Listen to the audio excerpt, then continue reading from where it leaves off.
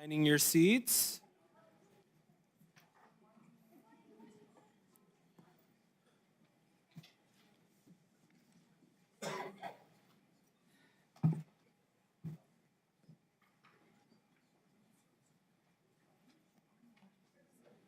Okay, if you can please find your seats, we'll get going.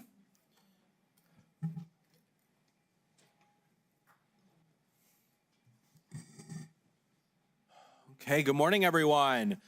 It is 9:01 a.m. and it is Tuesday, February 25th, and we are here for our regularly scheduled Board of County Commissioner meetings, and I'm going to go ahead and call this meeting to order. First up on the agenda is our invocation, and we have Pastor Isabella Solis. Welcome. And Prior County Commissioner, welcome. Mr. Chairman, Commissioners, it's an honor to be here with you all. So I will go ahead and start with the invocation. Heavenly Father, we just thank you for this day that you have given us. You are a God that created us insufficient so that we would need you so that we could be sufficient. I pray that you give the commissioners, Father God, the wisdom and the knowledge that they need to be able to lead the meeting today, Lord, that they would make righteous decisions, Lord.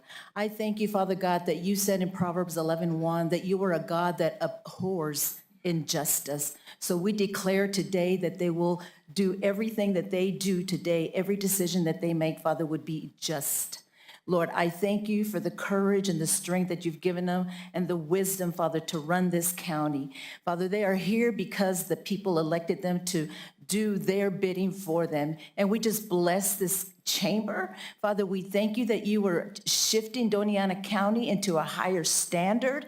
Father, that we see you, Father God, shifting Doña County into a righteous place, Father. And we just bless the commissioners, the people of the public, and all the employees today in the name of Jesus. God bless y'all. Thank you. Next up is our Pledge of Allegiance, and we do have Renee Padilla here from our EAC, and she is our president. Welcome.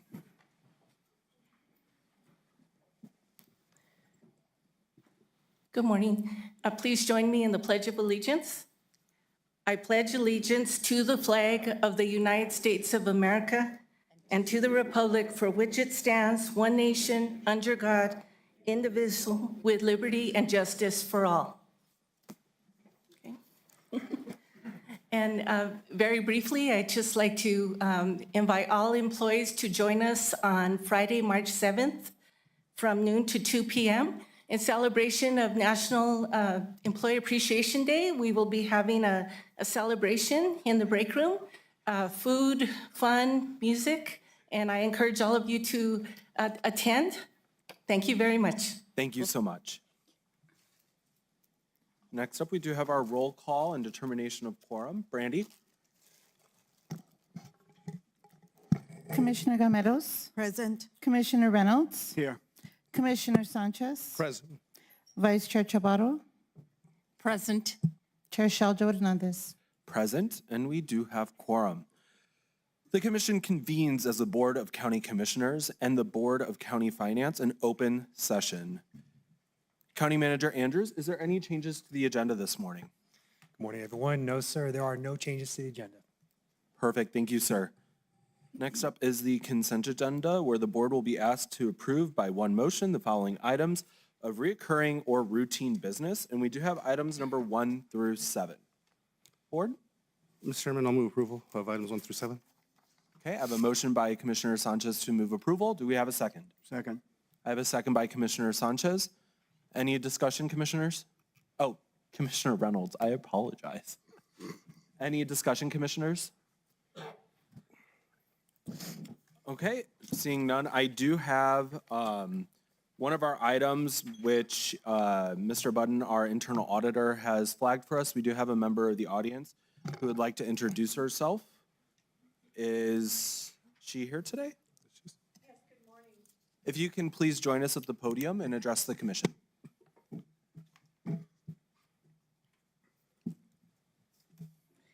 Good morning, Chairman and Commissioners, Administrators. My name is Ophelia Watkins, and I have applied to be a member of the Internal Audit Committee for the county.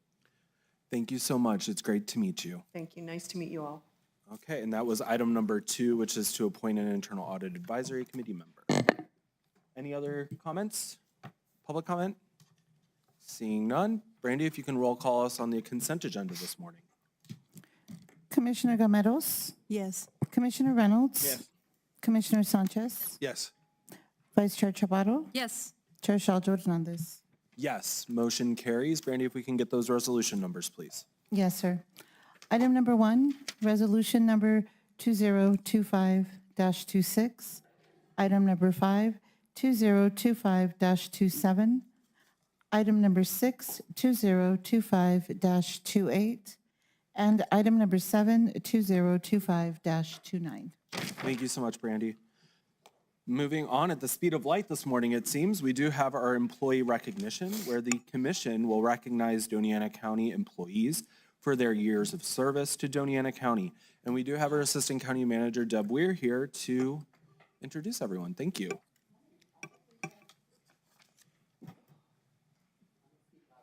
Coming on. If Deputy Manny Minez is here, could he please come up and join me up here?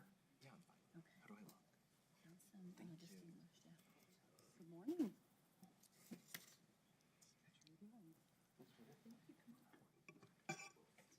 I'd like to introduce everyone to Deputy Manny Minez. He joined Doña County Sheriff's Office in December of 1995 as an uncertified deputy.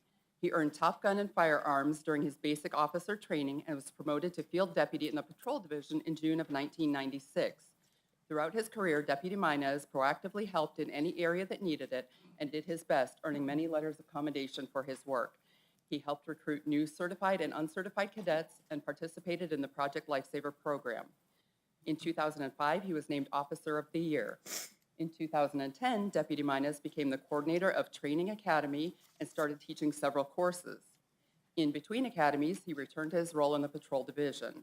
Among the graduates he helped train are Anthony's current fire chief, Police Chief Vanessa Ordonez, and Chief Luis Tazian of TRC Police Department. Many of his graduates now hold leadership positions at DASO or nearby agencies. Along with his duties as Academy Coordinator, he began teaching such topics as domestic violence, use of force, and defensive tactics. In time, the list of courses he taught grew to include all the topics in the Academy. He was so involved in the Academy's success that he even designed the logo that the defensive tactic instructors currently wear. He remained the Academy's coordinator through January 2025. As a senior field training officer, he updated the field training manual, making it more clear and concise. In retirement, Deputy Minez plans to spend more time with his family, especially his 5 grandchildren, and become a stronger advocate for a granddaughter who has special needs. He wants to volunteer to take children fishing and teaching camping survival skills. He may also consider a move to Alaska. Ladies and gentlemen, please join us in thanking Deputy Minez for 29 years of dedicated service to the Doña County community and wish him well in retirement. Thank you.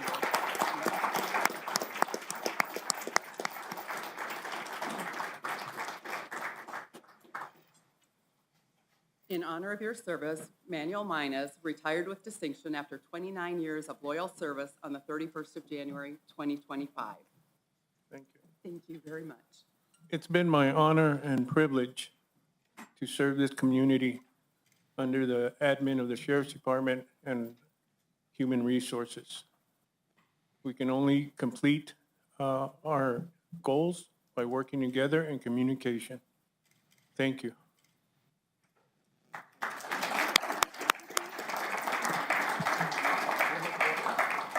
And Mr. Chair, Yes, Vice Chair. thank you, Deputy Minez.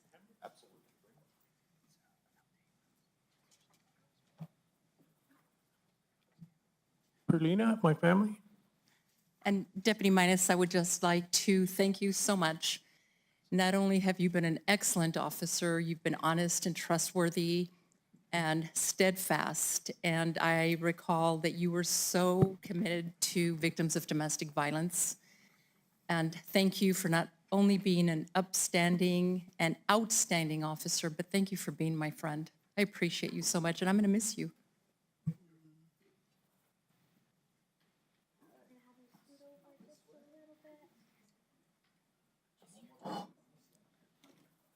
And one more step this way. right so that you're in the middle of the county. There we go. Perfect. Next to me, Shorty. One, two, three. Just a lot better.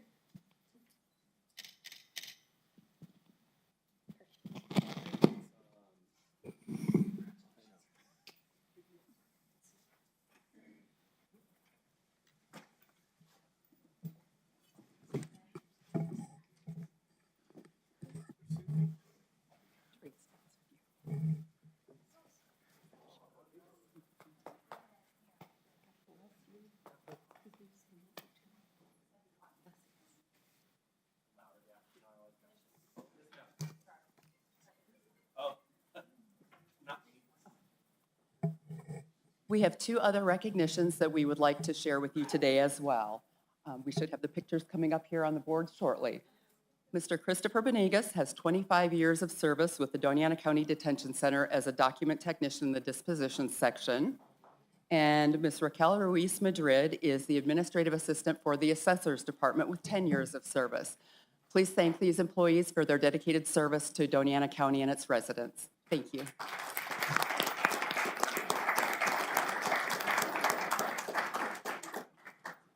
Wonderful. Thank you, Ms. Weir. Moving on, we do have our public comments section of our BOCC meeting. If any member of the public would like to give public comment, if they will please join us at the podium. There is a white binder to your left. If you will please sign in on the white binder. If you are here to address the commission on a future agenda item, if you will please wait until that agenda item comes before the BOCC, where we will call for public comment. Thank you. Good morning, Commissioners. Mark Beath, District 1.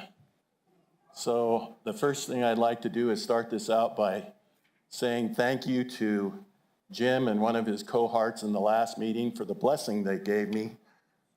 In the Sermon on the Mount, Jesus said, "Blessed are you when you're persecuted in my namesake."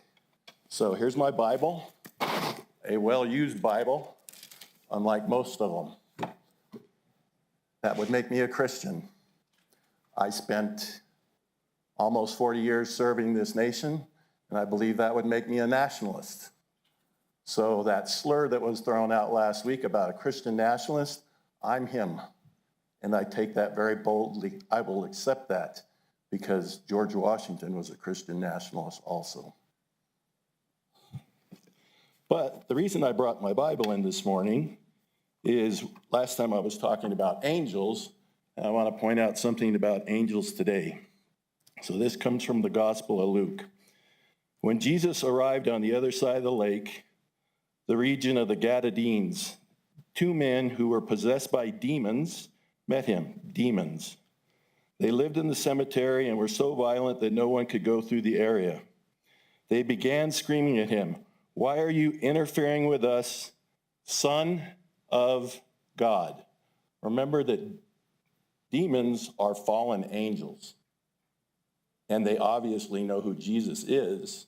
So they are one showing that they were in heaven, that they're fallen, and that they know who the Son of God is. Thank you.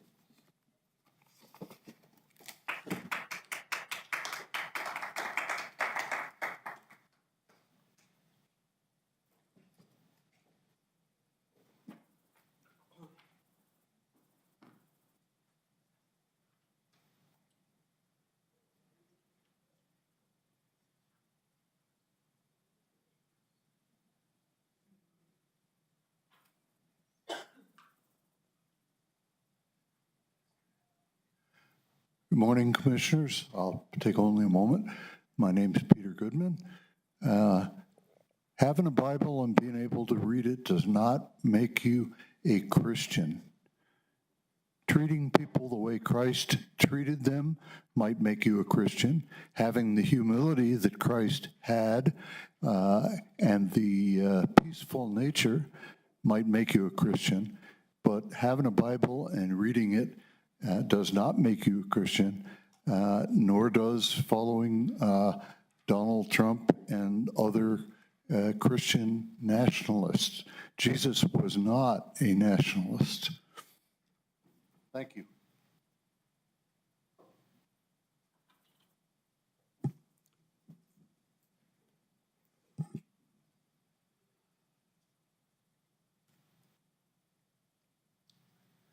I'm Dr. Martin Boyd.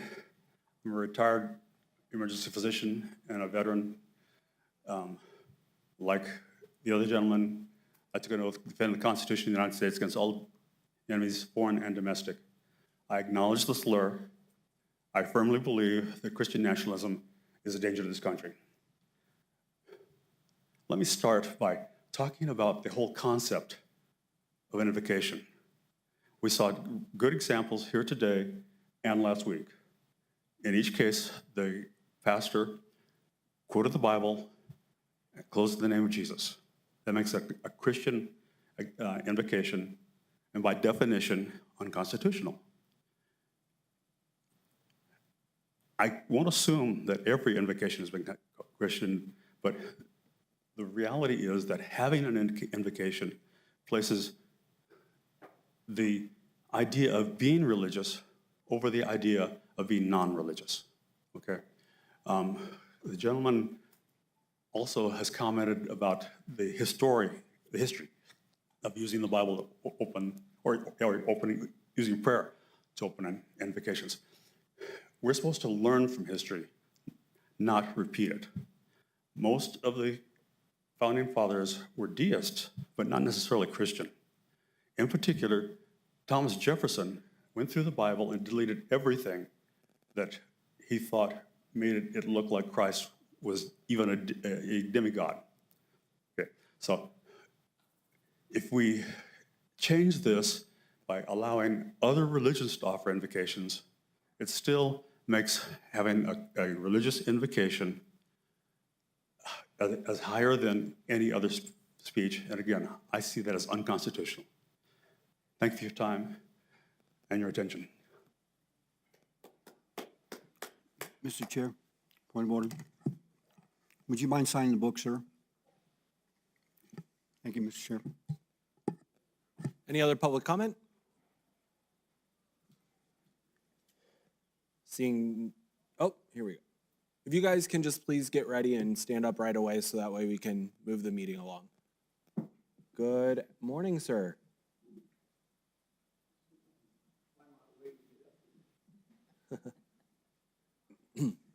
And just for a clarifier, if we can remember to sign the book as stated. Thank you.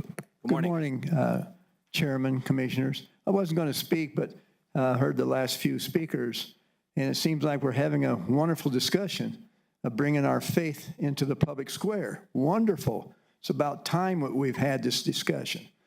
I, for one, am a Christian, and whatever that does mean, I know what it means, and Christians know what it means. So there are some untruths being spoken here this morning. I won't get into that, but I do want to thank you all for allowing us to have our say up here. And we can quote all kinds of scriptures, but it's appointed for a man to die once, and then the judgment. Hebrews 9:27. These are truths. The Bible's about truth, not opinions, not myths, not legends.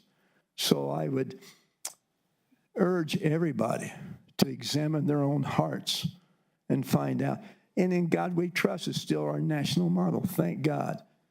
Thank you very much. Appreciate it. You all have a blessing day. Thank you, sir. And if you can sign the book for me, sir. He did. And Mr. Wendler, did you state your name? Well, for the record, it was Mr. Wendler. Thank you.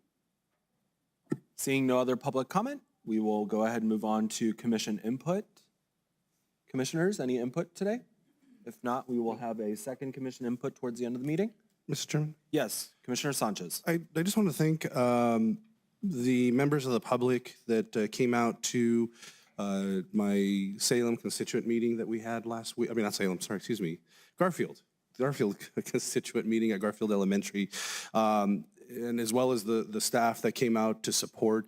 We had some good conversations. I know in particular, one of the big topics was around Kit Carson Road and the challenges that we've had around that. And so I appreciate our road supervisor, Dan Zambrano, and our facilities director, Herrera, who was also there. It made for some good discussions, and I've been appreciative of those discussions. And like I said, again, we had a pretty remarkable turnout for Garfield, so I appreciate the public that turned out for that. So we'll be looking to schedule some additional meetings out in some of the other communities here over the next month and a half. Once we get those scheduled, we will let the public know.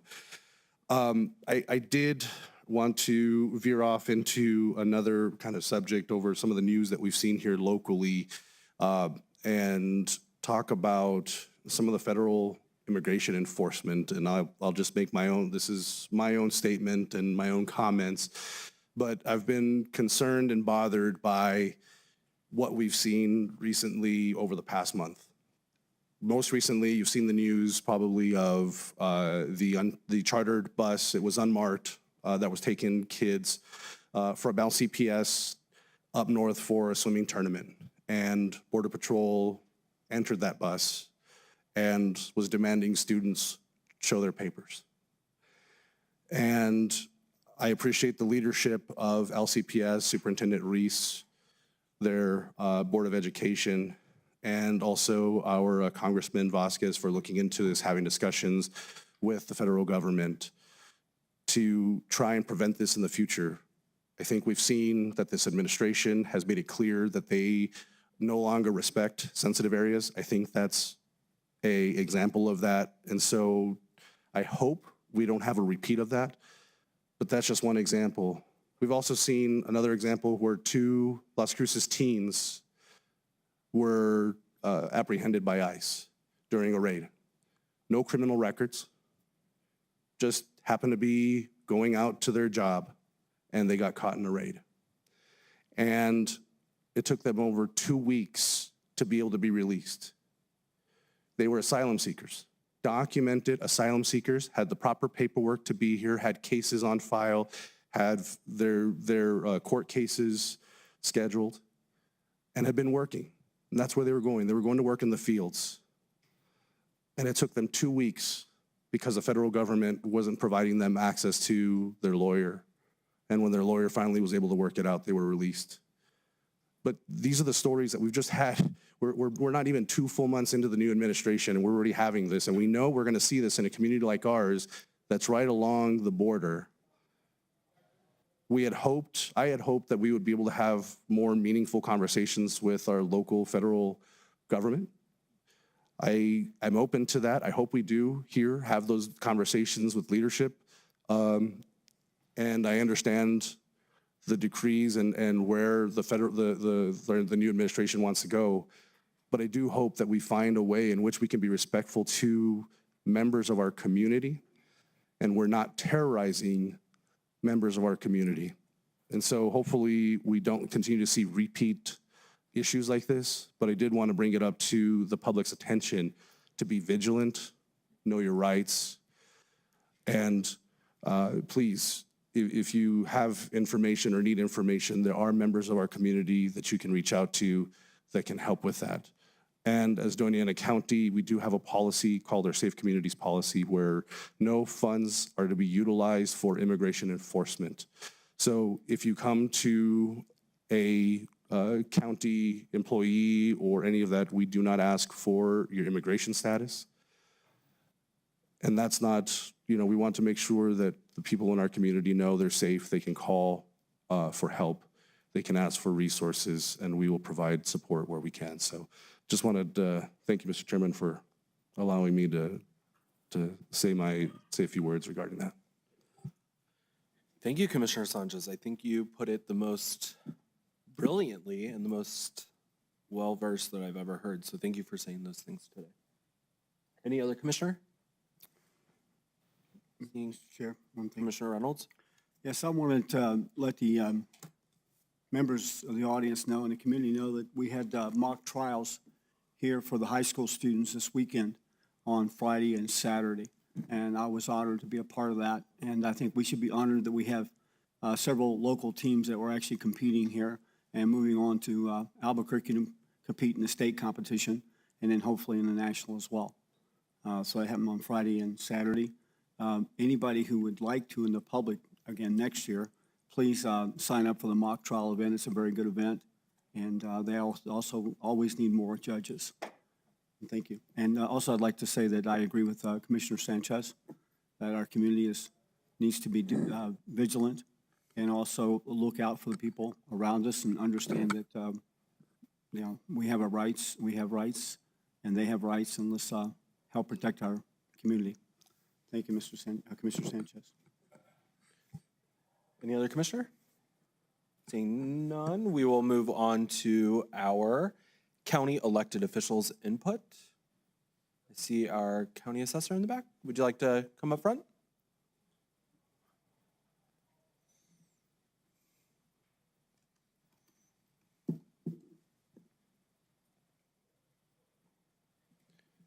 Good morning, Madam Assessor. Good morning, Chair Shalda Hernandez, Vice Chair Chaparro, Commissioners Reynolds, Sanchez, and Gameros, Gina, Eugenia Montoya Ortega, Assessor here in Doña County, as well, accompanied by Mr. Ruben Reyes, Chief Deputy. This morning, we would just like to go ahead and let all the taxpayers of Doña County know that normally your notice of values do go out by April 1. However, this year, myself, along with several other assessors throughout the state, have requested an extension. And the reason for this extension is because we still do not have the clarification on the veteran exemptions. Originally, PTD, we had originally, all as an affiliate, requested a blanket request for extension for May 1, meaning every county in New Mexico would get that extension. However, PTD requested that we hold off on that until it progressed. They were hoping that the legislators would move a lot quicker, get things hashed out and signed. However, that's not the case. So we felt, as well as the other assessors throughout the state that requested the extension, that we're now looking at May 1, our notices of value will go out this year, when it is normal that they do go out April 1. And then just once again, our office is continually working out what we spoke about last week. And once again, if any taxpayers, anybody in Doña County have any questions about your assessor's office, please don't hesitate to reach out. We're there every day, all day long. We're here sometimes on the weekends and the evenings. So if anybody has any questions, please feel free to reach out. We're here to help. We're here to serve. Thanks. Thank you. Madam Clerk. Thank you. Chair Shalda Hernandez, Commission, Amanda Lopez-Askin, Doña County Clerk. I wanted to highlight a few things that our office has worked on these last few weeks. This is, of course, the highlights because we do a lot of things every single day. So thank you, as always, to the amazing staff and team that I get to work with. So we had romance at the Rotunda, and we had 36 couples say I do. We'd like to highlight one of the things that our office is statutorily responsible for is marriage licenses. We take part in a lot of firsts for, first home. There's probate is also housed in our office, but something that is always very fun is a Valentine's Day romance at the Rotunda. So thank you for everyone's patience here. Facilities, per usual, is always excellent and helpful and likes to celebrate it with us. And all of the individuals that married folks would be our Chief Deputy County Clerk, Caroline Zamora, as well as Brandy Delgado, Karen Hernandez, who is not here, as well as April Sosa, who's in the office right now. So thank you to them for offering their services to couples who wanted to get married, and we will continue to highlight that day. I will also say we get a lot of public discussion about voter rolls. There's always the voter rolls need to be clean. Let's clean the voter rolls. So I wanted to highlight a statutory obligation that our office is responsible for. It is called the Board of Registration. Basically, it is a community member board that oversees the removal of voters. If you look historically at voting rights, we have to be very careful in removing voters from our voter roll. There should be processes in place that guarantee that those who we are removing are removable and that they're not eligible to participate at that point in time. And so we do have a public oversight committee that does watch that. This is specifically for those who have returned mail. Just as a quick snapshot, if you move from a location and we get a returned mail, it's actually really good. There's this idea somehow that when we have bad addresses, it's not. It's good because it starts a process of us being able to remove you from a voter roll. We mail you again, ask you to return that. We send you another mailer asking you to respond. If you don't respond after 2 cycles, then you are removable. And then at that point, this Public Oversight Board does remove you from our voter roll. These are public meetings that are announced. So if you have questions about removing voters and the process, we cannot just take somebody's word for it. We have to have many layers of accountability, and that's a really good thing for our voters. I also wanted to let the assessor know that we continue, and New Mexico counties, and I'm fortunate to be on the board of, continues to take active part in some of those discussions connected to what your work is. And the issue is, I think, just as a heads up to the board as well as the community, there's a discussion connected to exempting these taxes, but the challenge is how do counties make up for it? And we continue to exempt more and more. There is a revenue stream that we are currently using that takes advantage of those taxes, and if those are gone, where do we get them from is the question. And so that continues to be discussed, and I'm confident that our legislators will hopefully come up with a solution that works for everyone. So, as usual, our office is open for questions, comments, and critiques, but also compliments. So feel free to head to Doña County, dacelections.com for election information, and well as Doña County, we are highlighted there. Thank you, Commissioner. Thank you, Madam Clerk. Any other county elected official comment today? Seeing none, we'll move on to staff input. Thank you, Chair. I'm going to go ahead and kick off with our HR Director, Meg Haynes, followed by our Fire Chief.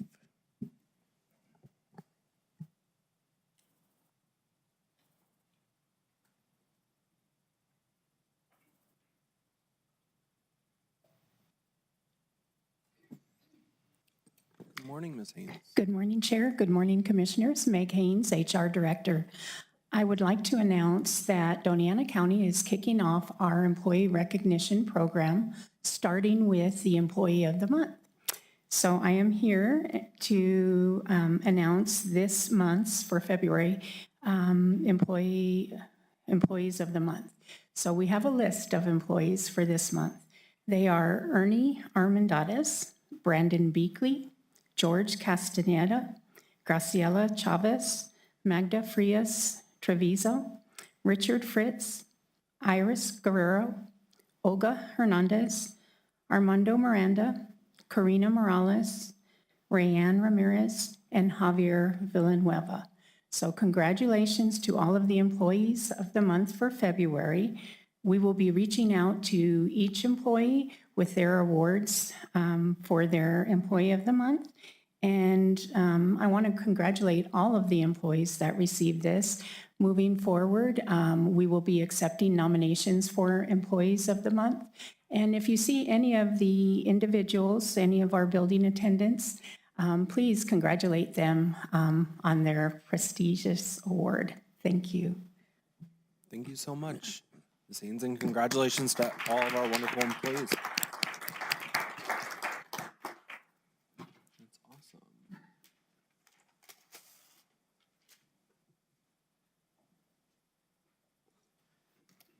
Good morning, Mr. Chair, Commissioners. Eric Crispin, Interim Fire Chief, Doña Fire Rescue.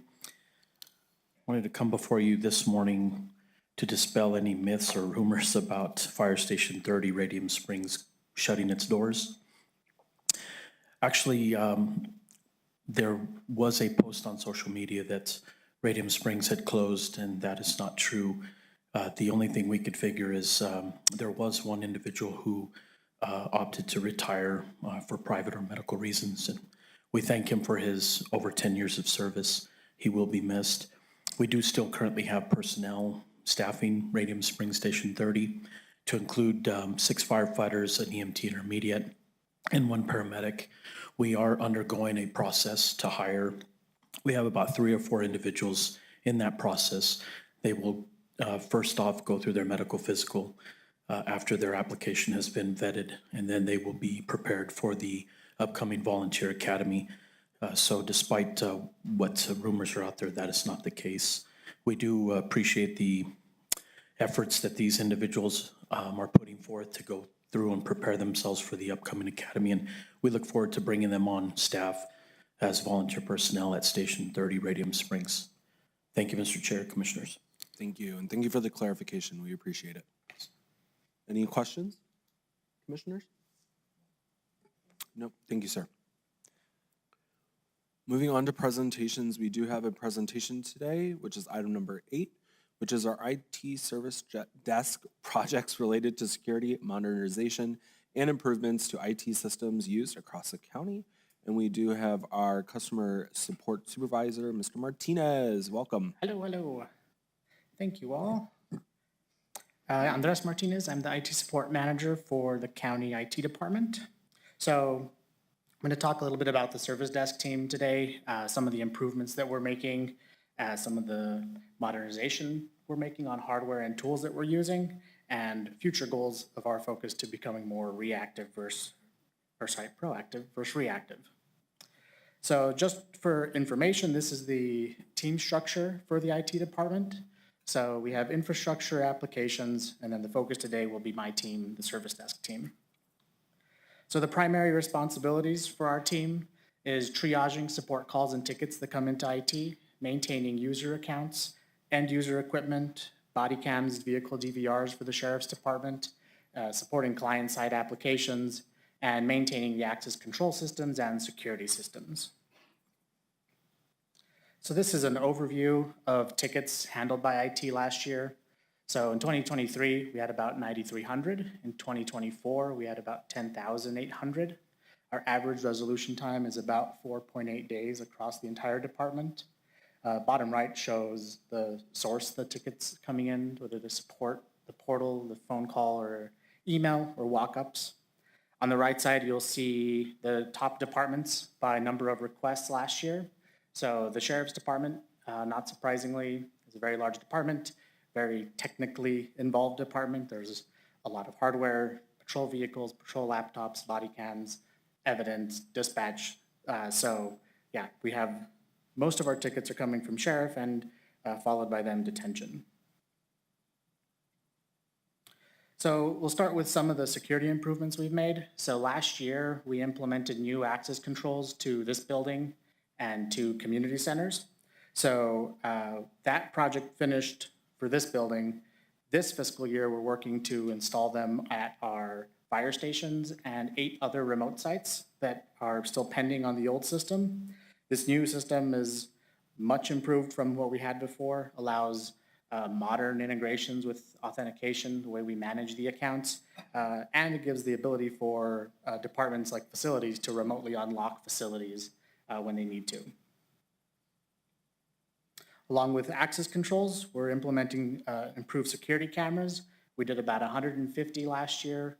We started with the Sheriff's Department. We hit a bunch of remote sites. We're installing 70 on this building to replace our old camera system. Said within the month, they're actually wrapping up this week, so they should all be implemented. We have about 70 more pending for remote sites, fire stations, more community centers. And the goal for all of our replacements is to get better cameras in place, higher quality, and a wider field of view to just give better coverage of the areas. So there's a nice platform that all of these are built on. We don't have all the functionality enabled yet. The only one we have enabled right now for AI detection is just shows you like where people come in frames and off frame. Makes it a lot easier for security when they're trying to review a bunch of footage to see where people went or are going if they're looking for something specific. But there are a bunch of features that we look forward to rolling out soon. Things like heat maps that show the busy times that there's at community centers or fire stations or this building if we want to know where there's a large number of people and what times of day or what days of the week. So we are going to be rolling those out later this year. Another one of our improvements that we've rolled out is stronger password policies for county accounts. Nobody likes changing their password, but the back end of that is that we implemented a new tool that checks all new passwords against breaches that have been leaked. So we can notify users if the password they're using is on some list that's floating around on the internet and block it from being used on the county. We've enabled multi-factor authentication for all important systems, and we're making sure we enroll that going forward on any systems that the county's using.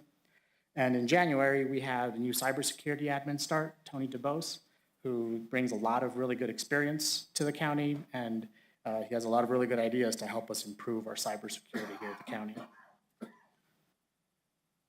Hardware modernization. So this is just an oversight of the number of devices that the service desk team manages. So we have a little over 800 desktops, over 400 laptops, 400 cell phones, and over 600 desk phones. So our team is responsible for replacing those, purchasing new ones, getting them ready, and handing them out to users. On the right, you'll see the age of the PCs, laptops, and desktops.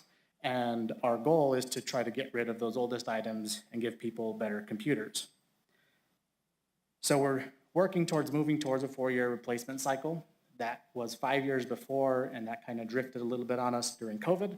So we're trying to bring that back. And starting this fiscal year and into next, we'll give departments the option of choosing a laptop or a desktop, depending on what the user needs. So that if you have a user who works remotely a lot or is going to site for a lot of meetings, they don't have to worry about 2 devices. They can have a desktop and then a laptop as their primary with a dock and monitors. The other thing that we are doing this fiscal year is public use laptops. We started that with HHS. So I believe that is like a pilot project starting at the Dolores Wright Community Center. So that will be rolling out very soon. So public can check out a laptop at the facility to work on their resumes or do some trainings or apply for jobs or whatever they need if they don't have good internet or a computer at home. So for the county hardware, we purchased 10 tough books for DASO. We're looking to do 18 for ACO and codes. And next year, we have about 170 desktops that need to be replaced and 80 laptops. The overall deadline that we have is October of this year because Microsoft will no longer support Windows 10. So all of the county hardware needs to be upgraded to Windows 11. And we want to make sure that the hardware that people are using works well, not just works, but it can actually work well on Windows 11 for them. So last year, another upgrade that we worked on with DASO was switching them from WatchGuard to Axon. All of their patrol vehicles were outfitted with cellular connectivity inside the vehicles, not just on the laptops, which gives them much better coverage. And it's been a huge reduction in tickets to IT, which we are very thankful for, which means a huge reduction in downtime for DASO. They don't have to, leave a patrol vehicle parked because they're waiting on something or a part to come in. So we've had a lot of really good luck with Axon. Very happy on our side with that system, and I think DASO is as well. And then we're working on improving our conference rooms. So we are working on installing video conferencing systems in the dedicated conference rooms so that anybody can reserve a room, have a Teams meeting or WebEx or whatever, and not have to worry about trying to wait for someone to set something up for them.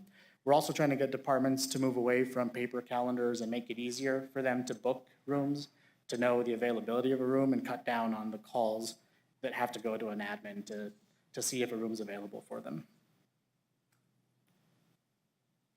So last year, we worked with a company called Infotech, and we sent out a survey to department heads and to some of the department managers to get feedback on IT. And overall, our ratings were pretty good. We were in high 70s, which isn't terrible. Service desk was in the 80s, which was above the industry standard in satisfaction. So we're happy with that. But we got some really good feedback from departments about things that we could improve on, things that they thought we were doing well.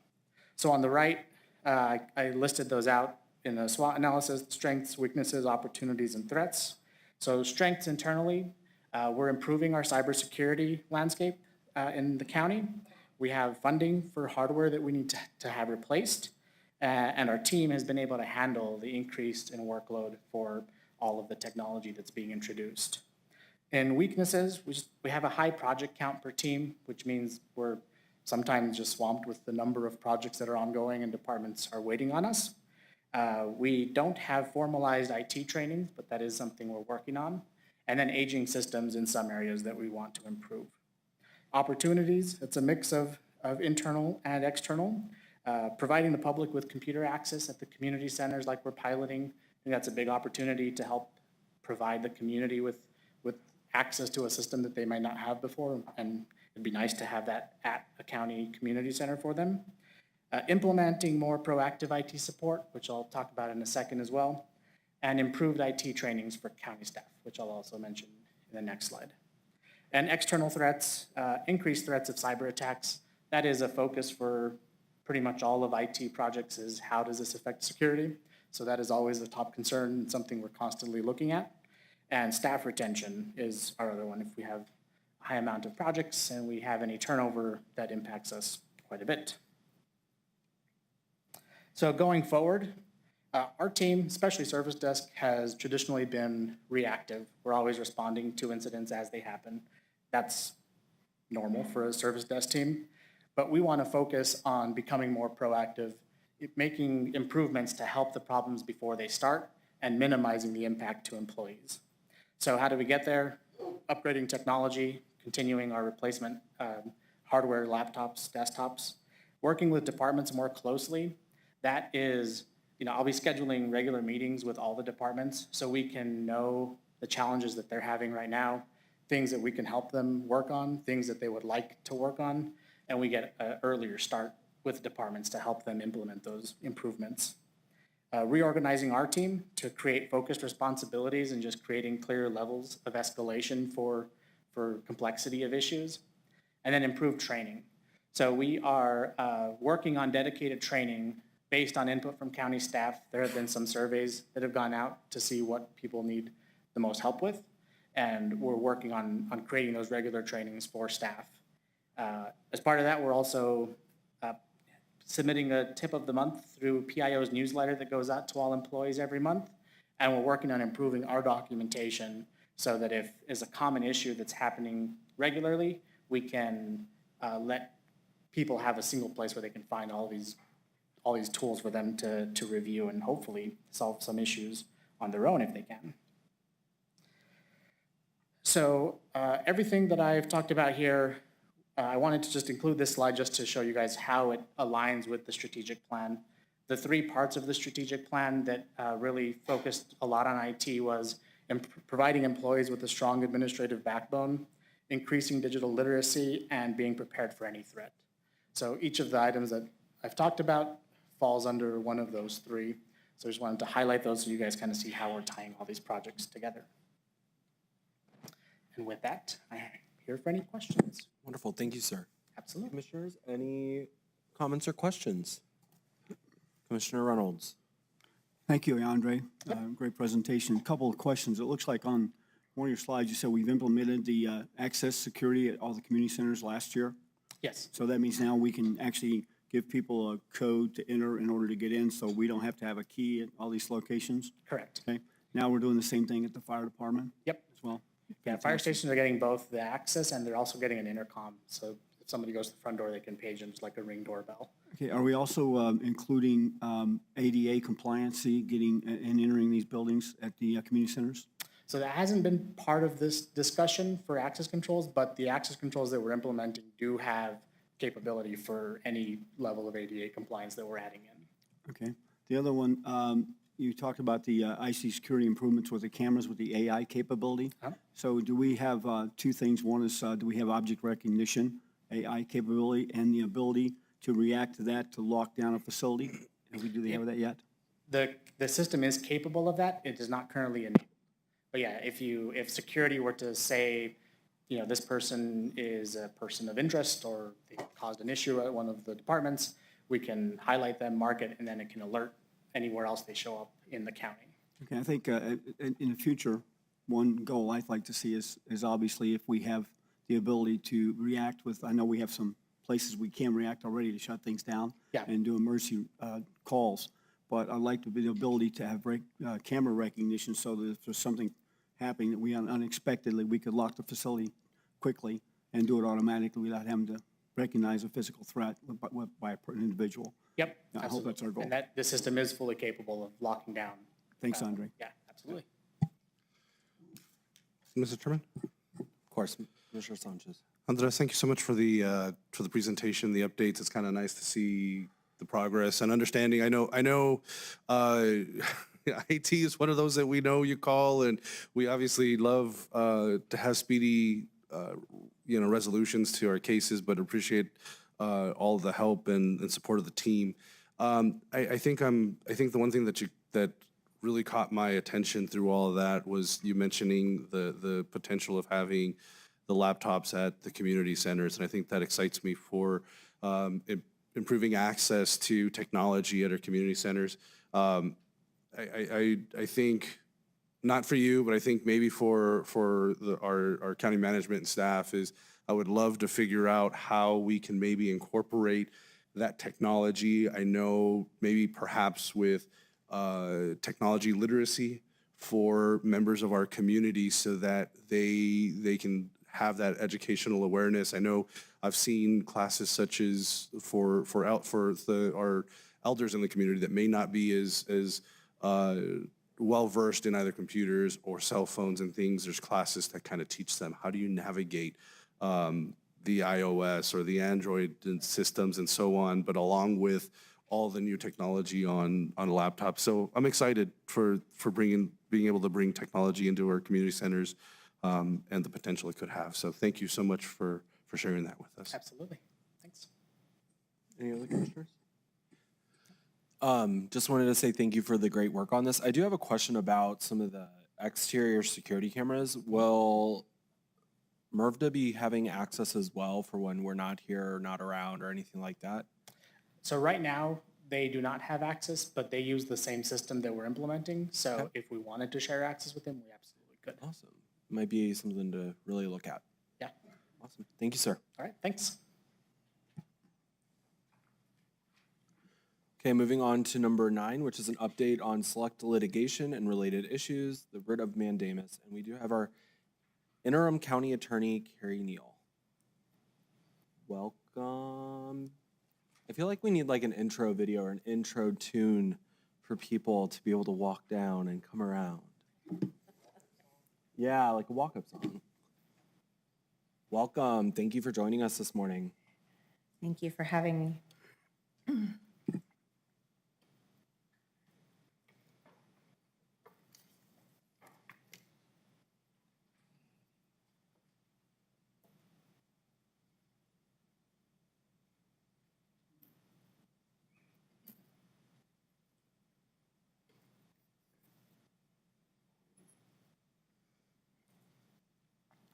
Good morning, Mr. Chairman, Madam Vice Chair, Commissioners.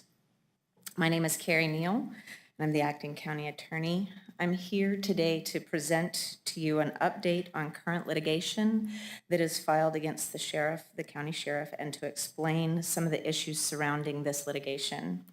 I know that the board is aware of the petition for writ of mandamus that was filed, but I've been receiving a lot of questions about the filing. I have also received questions about information being presented to the public and the current status of the lawsuit, so I hope to respond to that today. This information is being presented in this fashion because everything included is a matter of public record, and presentation is the best way to inform the board, the county employees, and the public regarding this matter.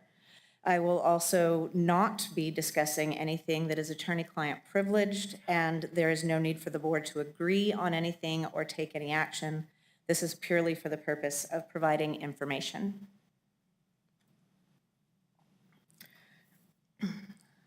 So to ensure that we're all speaking the same language and understand some of the terminology, I have a few definitions that I want to go over. You're likely familiar with many of these, but as I said, I want to make sure that we have the same understanding of these words throughout the presentation. So the first definition is mandamus, which is Latin for we command. A writ of mandamus is issued by a court to a lower court or government officer to carry out their official duties. There are other types of writs, but we are focusing on the writ of mandamus today. A petition for writ is what was filed against the Doña Ana County Sheriff, asking the court to order her to commission the officers graduating from the Dasso Academy. The court then makes the decision whether or not to actually issue the writ. There is also the word IPRA, which stands for Inspection of Public Records Act. This is a New Mexico law that allows the public to obtain copies of many public records. There's a similar federal law called FOIA, which stands for Freedom of Information Act, but today we will be focusing on IPRA, or talking about IPRA. It's important to know that failure to comply with IPRA could result in statutory damages up to $100 per day. The next term is discovery. It's a legal process in which parties to litigation are generally allowed to obtain information to help them prepare for trial. So generally, discoverable information is any information that is not privileged, such as attorney-client communications, and that is relevant or may lead to the discovery of relevant evidence. It's important to know that information that is protected under IPRA is not necessarily protected in discovery. So something that is denied in an IPRA request might still be discoverable in litigation. It's also extremely important for persons and entities involved in litigation to participate in discovery, partly because failure to comply with discovery can result in sanctions such as monetary damages, being held in contempt of court, adverse actions given to adverse instructions given to the jury, or in some extreme cases, dismissal of the case or finding in favor of the opposing party. When you are on the side of defense, providing your attorney with all relevant information also provides your attorney with the information that they need to defend your case. So the next word is statute. In New Mexico, statutes are laws of the federal or state governments. I specify in New Mexico because the same word may mean something different in other states. Also, throughout this presentation, when I use the word statute or NMSA section with numbers following that, I'm referring to the state laws. If I'm talking about a federal law, I will specify that it is a federal law that I'm referring to.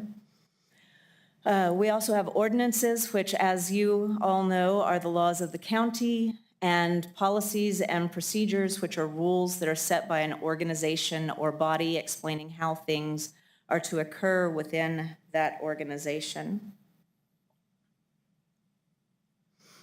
So why file a petition for writ? Well, I have to give you a little bit of history to explain this. So NMSA section 441.5 authorizes sheriffs to appoint deputies. This word appoint seems to be used interchangeably in the statutes and case law with the word commission. So when a sheriff appoints a deputy, they are commissioning that deputy. The statutes are silent as to whether someone other than a police chief or sheriff can commission or appoint deputies, which potentially means that the duty resides with the chief or the sheriff alone. Just to draw a line of distinction here, the commission goes beyond taking the oath. Anyone can take an oath to uphold the law, and many people can administer an oath. In order for an officer to have the right to enforce the law, that officer must be commissioned by a police chief or sheriff. On Monday, February 10th, County Manager Andrews was notified that Major John Day, who had been with the county for 20 years, or has been with the county for 20 years, and Captain Brian Johnston were going to be decommissioned. If they are decommissioned, they no longer have the right to enforce the law. NMSA section 441.5 does not allow a sheriff to decommission officers when there is a merit system in place. Doña Ana County has established a merit system which must be followed under section 441.5 before an officer can be decommissioned. When the sheriff was notified of this, she sent multiple emails stating that if she can't decommission the officers, She will not commission them. In fact, her email to Human Resources states, "Our cadets are graduating today. I have been told I cannot decommission anyone." That suggests there is no need to commission anyone going forward. You might want to have some written documentation indicating to these employees from where they derive their power. It would appear they obtained their power to enforce the law, etc., in Doña Ana County by job description classification only. Good luck on that. Again, there's nothing in the statute that says officers obtain their power to enforce the law through an action of Human Resources. If that was the case, county manager or the board could have asked someone else to perform that duty, and there would have been no need for a writ. But there's also some other historical information that led to the filing of the writ. First, there have been 2 other writs filed against this sheriff. The first was filed June 10th, 2022, seeking to have Sheriff Kim Stewart carry out her duty to serve process in the prosecution of criminal cases. And in fact, an issue of service arose again yesterday. We received an email from an outside party stating that they had reached out to the sheriff's office and told us that the sheriff was told that the sheriff does not serve papers. To be clear, under NMSA Section 44114, it is the duty of the sheriff or the sheriff's deputies to serve legal documents. So going back to the writs, the second writ was filed on September 29th, 2022. This writ dealt with the sheriff's refusal to comply with NMSA Section 2911, which requires the sheriff to cooperate with the district attorney or prosecutor by providing documentation of investigations conducted. In this case, the sheriff conducted an investigation regarding the death of an individual and was refusing to provide the information to the prosecutor. On December 30th, 2022, Vanessa Loya filed a lawsuit against the Doña Ana County Sheriff's Department and Sheriff Kim Stewart for refusal to provide documents under an IPR request. Litigation in this case is ongoing, and please keep in mind that the penalty for not providing responsive documents to the IPR request could be up to $100 a day since 2022. So while one instance would not necessarily be cause for concern, the refusal to provide relevant responses appears to be a pattern. There was a rumor early in the week of February 10th that the sheriff did not want to provide responses to another IPR request. I don't take much stock into rumors. I like evidence. So then on the morning of February 13th, the sheriff suggested to the county manager that the county cease and desist with the urge to release documents which were responsive to an IPR request. The problem does not end there. On January 15th, the sheriff refused to participate in discovery, again, which could come along with sanctions, with respect to litigation involving the county and DASO, stating that it was overly burdensome. Usually, the court does not accept the excuse that something is overly burdensome unless it is extremely burdensome and will cost hundreds of thousands of dollars. So saying that something is overly burdensome is not a good reason not to participate in discovery. Then there are the cases against the county and/or the sheriff for violations of the Whistleblower Protection Act, all filed between April 11th, 2023 and January 21st, 2025, all of which allege retaliation suffered at the hands of Sheriff Kim Stewart. Notably, the most recent filing was by Brian Johnston, one of the deputies that the sheriff intended to decommission on February 11th.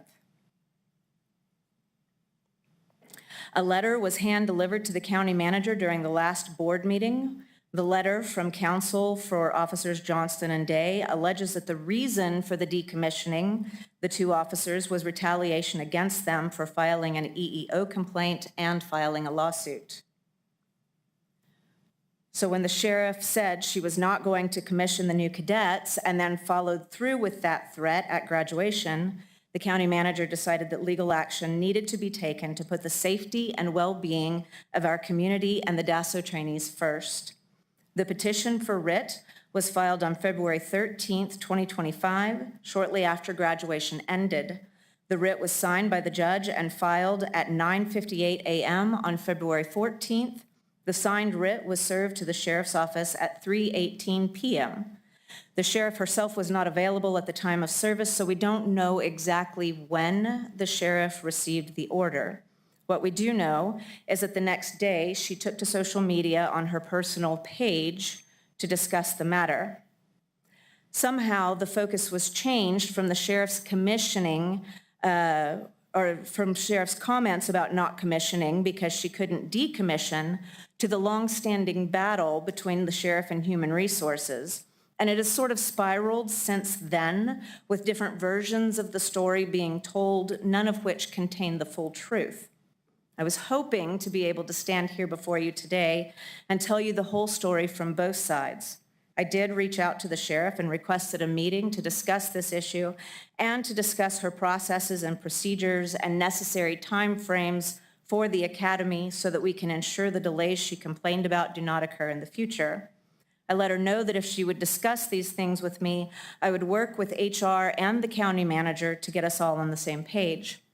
After multiple requests, I was told the sheriff would not meet with anyone from county management. So I am left to put together the pieces of information that I have available. And what appears to me to be happening is misdirection, smoke screens, confusion, and deflection. Is it possible that HR got some pieces wrong? Of course. Is it also possible that the full blame is being placed on HR when HR was not fully to blame? Of course. So let's talk about the application process. It's long and involved because we have to make sure that the people we are trusting to enforce the law are trustworthy. They have to be safe. They have to be able to carry out one of the most stressful, strenuous, dangerous jobs and do those jobs well. So as you can see, even the initial packet must be complete and must show that the person is fit to carry out this job. Once a candidate has passed the initial approval stages, they are scheduled for medical and psychological exams. The medical exams are delivered directly to HR, but the psychological exams are delivered to the sheriff. The entire candidate assessment file must be sent to the HR administrator, who then reviews the packet. They have to ensure the packet is complete and that the information provided is consistent. In other words, if someone admits to having committed a crime in their psychological evaluation, but did not otherwise admit to having committed a crime, it could be an area of concern that would need to be reviewed more closely. So it's critical for HR to get the packets timely and for those packets to be complete and in order. But the county is not the only body setting those standards. The New Mexico Law Enforcement Academy also has to pass the applicants, and they have their own administrative codes that explain the process for becoming an officer. As you can see here, before a person is allowed to begin training as a law enforcement officer, they have to have a psychological exam. And the report from that exam must be attached to one of the forms submitted to the Law Enforcement Academy.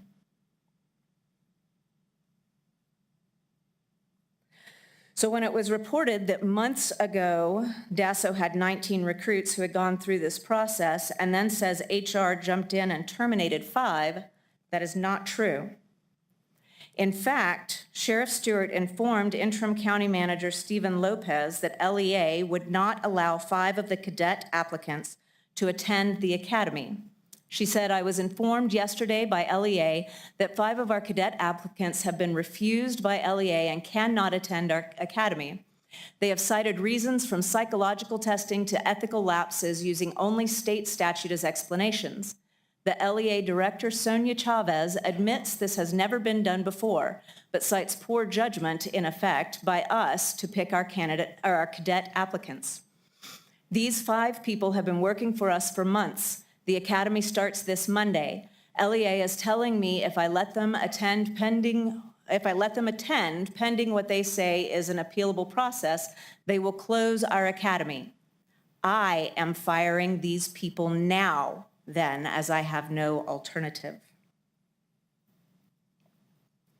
On her personal page, the sheriff raised multiple issues dealing with the status of cadets. To be clear, this is an ongoing issue which had been discussed for months. You can see this email from back in September where HR was requesting the psychological reports, which apparently were not ready even in September. In fact, there are hundreds of emails spanning more than a year which the sheriff and others discussed the policies and, oops, sorry, I went too far. Discussed the policies, the issues with the psychological exams and clearances, and the procedures for getting these cadets ready for the academy. So the sheriff's claim that she was blindsided or unaware of issues with the psychological exams is simply not true.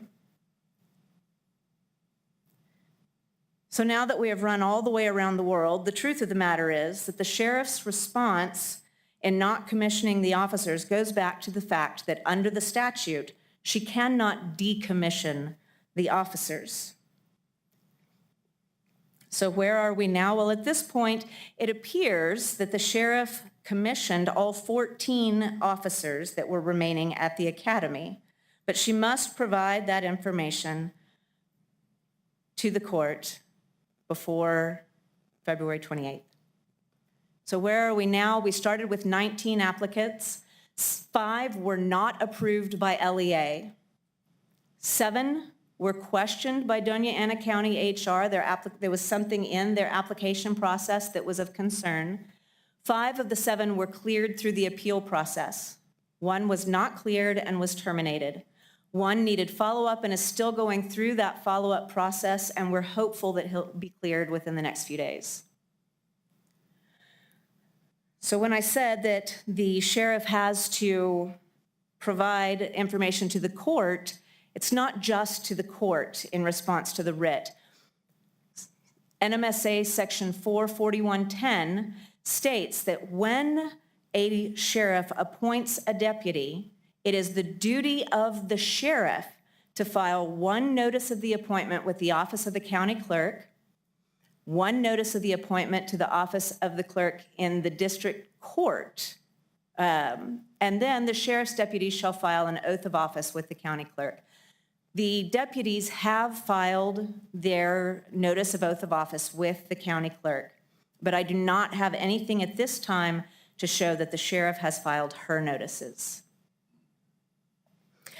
Before I get to the questions, I do want to make one other comment. This is not personal against Sheriff Kim Stewart. This is about the processes and procedures and laws that surround this issue. This is about making sure that we have set the expected standard and that it is the same for all persons. We want to ensure that all of our sheriffs going forward are following the statutes, ordinances, and policies.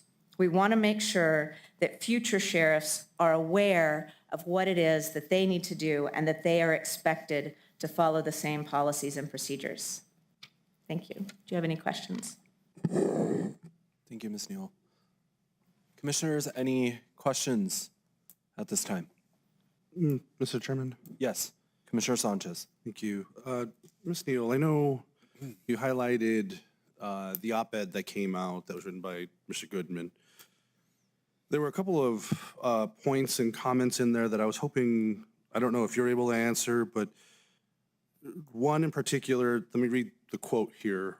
It says, talks about the analysis by the psychological evaluation. States, quote, if Dr. Cave mentions a recruit's bitterness towards an ex-spouse but sees no huge red flag, why assume you can make a better judgment than she without her education or experience or personal interview? If a recruit stole 10 beers 10 years ago when working as a bartender, is some clerk best positioned to decide how important that is? I think those are very specific cases that Mr. Goodman highlights, and I'm just concerned, are these like packets publicly available? I don't know if, is there potential that these are very, I mean, they seem so specific that it almost seems like these came out of personnel files. And where can they be shared? Who has that access to those files? Yes, Commissioner, I understand your concern and I agree with it. I don't know where that information came from. I don't know if those were random examples pulled out of somewhere. Those psychological evaluations, as I said in my presentation, the psychologist performs the evaluations. They send those directly to the sheriff, and then those evaluations are given to HR, and they should never be released under any circumstances. So I don't know where that information came from, or if that was, you know, some sort of just an example that was pulled out, or if someone shared that information when they shouldn't have. Okay. The second part of it just talks about,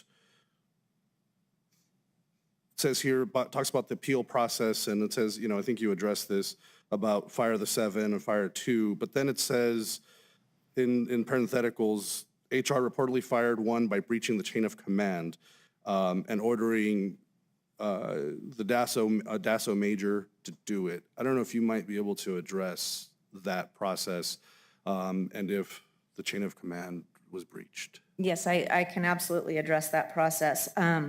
Communications from the sheriff regarding that matter, sheriff stated that she was not going to be involved in the termination of one of the deputies. And so we were left with no choice but to go to the next person in that chain of command. And so that did not actually come from human resources. They don't have the ability to hire and fire. The hiring and firing ultimately falls on the decision of the county manager, who makes that decision in conjunction usually with the heads of the departments. And so the county manager in that case was forced to ask the major to step in and perform that duty because the sheriff had stated that she was not going to. Okay, so there was no intent or broken chain of command? No, there was not. Okay, thank you. Thank you, Mr. Chairman. Thank you, Commissioner Sanchez. Commissioners, any other comment? Mr. Chair. Vice Chair. Thank you. Ms. Niels, and you went through this rather quickly, actually. And so I was trying to take notes, but I don't write as quickly as you were speaking. So just to go back to some of the slides, I am aware of the failure to perform duties by Sheriff Kim Stewart, and I wrote 6/10/22 and 9/29/22. Can you just go over that again and let me know if I missed any?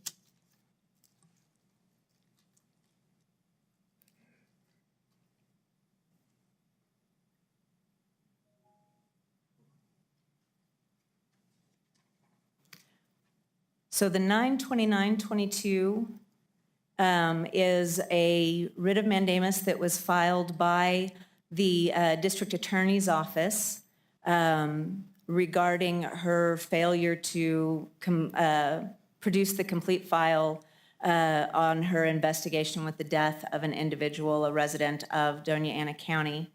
And then the other, sorry, I think I'm going the wrong way. There we go. The 6/10/22 was also a writ of mandamus that was filed by the district attorney's office because the sheriff had failed to serve process in regard to some domestic violence cases. And so the victims of those cases were not able to have a hearing and get the relief that they needed, which potentially further put them in danger. Those are the writs that were actually filed. There have been other complaints about refusals to transport prisoners, refusals to provide officers at the Gadsden schools, concerns for proper security at the courthouse, here in Las Cruces. It seems like there were a couple of others, but I can't remember quite what they were off the top of my head. But those have not been involved in active litigation at this point. And just a follow-up question to that, Ms. Niels, regarding the writ of mandamus on the 29th of September of 2022, and I may be incorrect on this, but the sheriff does not have the ability to rule on the death of anyone. Rather, it is left up to the district attorney, the medical examiner, so it cannot be named an accident when there is a death. So that shouldn't be done by a sheriff. Am I correct on that? That is correct. Thank you. Thank you, Vice Chair. Commissioners, anything else? Commissioners, I do want to point out, and this conversation is very helpful, and I want to thank you for your work on this. I know that this takes a lot of time and effort and energy, and I appreciate that. My question is as we're looking at this and processing this with our fellow board members and members of the public and everyone here today, at what point do we need to look at what is going on in DASO and how we're handling this and where we're going and what the future looks like? Do we need to maybe ask for an external audit to be performed on DASO to see exactly where we're at, what's going on? Because we do see a lot of these lawsuits coming forth on a regular basis. And I think we owe it not only to ourselves as the Board of County Commission, but also to the public to see exactly what's going on and where can we take this next. Is, this is a huge undertaking and it is a lot. It's a lot to process. It's a lot to go through. Not even I understand the entirety of what we're dealing with. So, Commissioners, I would like to point out that maybe it is time that we get an external audit going and we kind of see what is going on and where the deficiencies are and what we can do to help the sheriff and help the department, especially the deputies and the employees of the sheriff going forward, to see what we can do to help, to see what we can do to make sure that the public have faith in what we're doing here today and what's going on. So I don't know if that's a conversation that we would like to have, if that is a conversation worth having, but I would personally like to see exactly where the deficiencies are and how to bring us up to where they need to be and helping the deputies, the command staff, and the sheriff moving forward. But that's just my thoughts, Commissioners. I would love to hear your thoughts. But I think that is a good path forward. I'm getting nods. And just to make sure I'm clear, I would require some, at least 3 of you nodding in that direction, as that's something that I don't have authority to do as I could for IT or such. So I'm watching closely to make sure I see at least 3 heads nodding on that. I agree. Mr. Chair, if I may. Yes, Vice Chair. Thank you. Mr. Chair, I think that's an excellent idea. I think as we move forward to set guidance to not only the deputies that are working, also the sheriff, but to make sure that they are safe in their jobs. They do a hard job every day. I am very fortunate that I work alongside of them almost on a daily basis. And I'm seeing the stress of the department right now, and I'm seeing the stress of the command staff right now. And for us to move forward in a transparent and legal way, I think that, at least in my opinion, an external audit is due. Thank you, Mr. Chair. Thank you, Vice Chair. And I think that's the key word too, is external. It can be handled outside of the county. Anyone else? Any other public or any other commission comment? Mr. Chairman, I guess my only question is this: if we move forward and you're looking for someone external, is that something that would be discussed at a future meeting for approval for a contract? Or? I would imagine so. Yeah, I've been making eye contact with our fantastic auditor, Ernest, in the back of the crowd there. And, he is a team of one, so this is something from a capacity standpoint, we would have to outsource and go through that process. And we would certainly circle back as a leadership team to make sure you're all informed as well as the public. So Thank you Yeah. for that answer. it would come forth Dr. before Andrews. the board, yeah. I think, and Mr. Budden, thank you so much for the nod. The only other thought is, and I would absolutely love to figure out how, you know, if the process is internal with DASO, is it internal to the county, or how we have handoffs? I don't know, depending on the scope of it. I would love to figure out how we get better at this. I think we want to avoid future issues. I think that's one of the things that we've seen with, you know, I think the whole idea with this audit is to try, at least my hope is how do we improve and get better at this? So I think I would be supportive of us having an agenda item to look at for that. I thank you for that, Commissioner.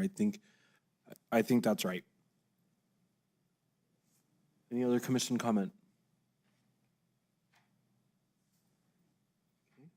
Seeing none?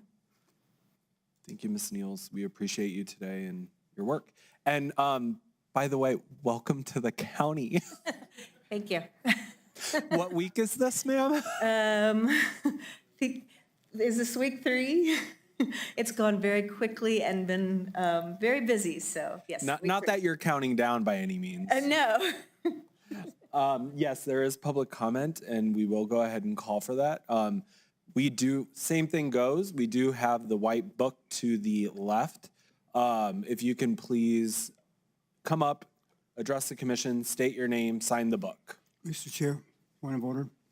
Yes. We might want to let the public know that this is out of normal process to have comments on presentations. This is unusual for the board. I'm in favor of it, but I think the public should know we don't normally do this. Thank you. Okay. I believe something of this magnitude welcomes public comment. I think the floor is yours, sir. And we do have the timer up on the clock as well, or on the board as well. Okay, good morning, Chair, other commissioners, county manager. My name is Jaime Quesada, former law enforcement, was actually a former undersheriff at one time also. Something that I wanted to bring up that actually commend Commissioner Sanchez for bringing up at the very end, which was got me to stand up. I agree that it needs to be audited, but it's not just DASO. I might not agree with the practices that the sheriff has done up to today, to this date, but there is some practices that need to be reviewed, also involving the way HR is getting involved into the matter. Because I do agree with what Mr. Goodman put in his article, that there's some expertise areas that should not be involving HR. You have to understand the process. If they're going to do that, then be ready for the qualified immunity issue to come up if you ever end up getting in a lawsuit where an officer is doing something, because they're going to want all the history of anyone that approved that deputy or officer's actions, all the way to the field training officer's signature. So if that's going to happen and you're going to be the expert agreeing to that, on why they got hired, the process and all that, I believe you just involved yourself in that. So be ready to be that professional in that. Doesn't it be audited? Yes. But I ask that you also look back at all the anonymous complaints that have been brought to the county, because there's several comments and issues, not only on HR's practices, but also on DASO and their administration. There's been some manipulation from some administrative people in DASO to influence the sheriff because of whether lack of knowledge of the process of certain hiring or certain laws or practices in law enforcement here in New Mexico that you need to be aware of. So yes, do I fully agree with the audit? 110%. With the goals of bettering everything for the community and the deputies. I do not understand why the Sheriff's Office, HR, the Commission, Law Enforcement Academy Board, everyone that has a piece to be involved in this process can't meet at a table. I don't care if you hit each other that day and the next day, but let's accomplish the goals. That's all that matters. Take the personal stuff out, leave your feelings and emotions at the door, and apply the logic that is necessary to make this work. That's all I say, as a constituent now, former law enforcement, and good luck, because I know there's a lot of emotions and stuff that's being brought into this, and it's affecting deputies, and I get a lot of calls from people. I felt I had to stand up and say something. So thank you. You have a tough job. Just follow through with it. That's all I ask. Thank you. Mr. Chair. Mr. Chair, point of order. What is your point of order, Commissioner? Since we are offering public comment, are we also going to sign the book? I don't They think Mr. are signing the Levy did. book, I believe, sir. Okay, thank you. And thank you for And your they're comment. stating their Jaime. name as well.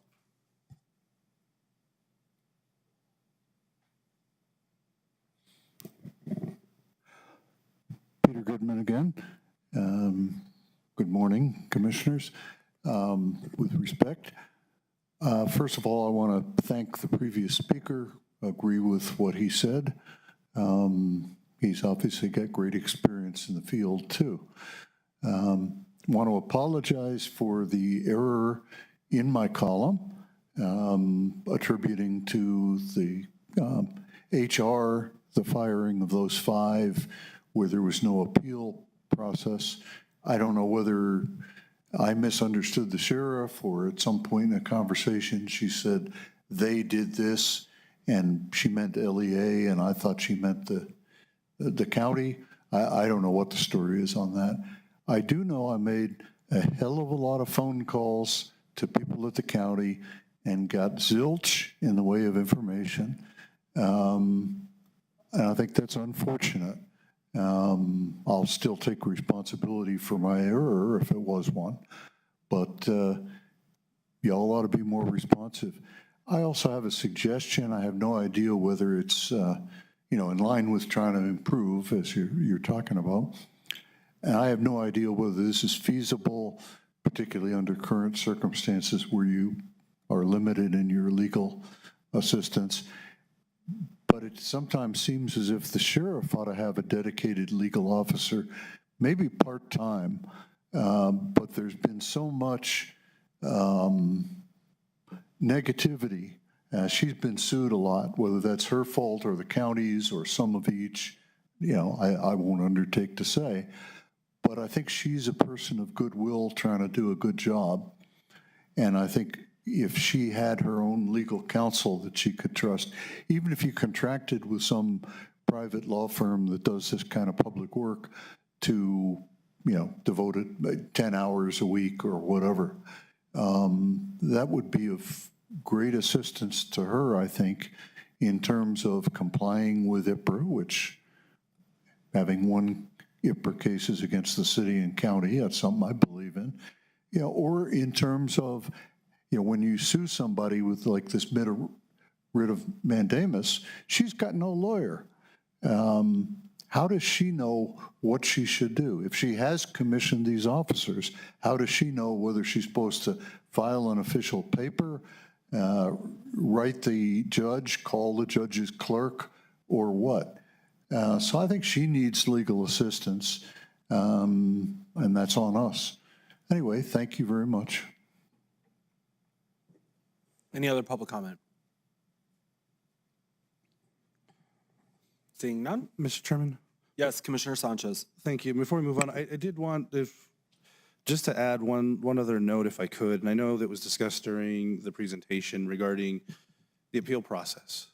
And this is something that, at the time, interim county manager Stephen Lopez had brought to the commission.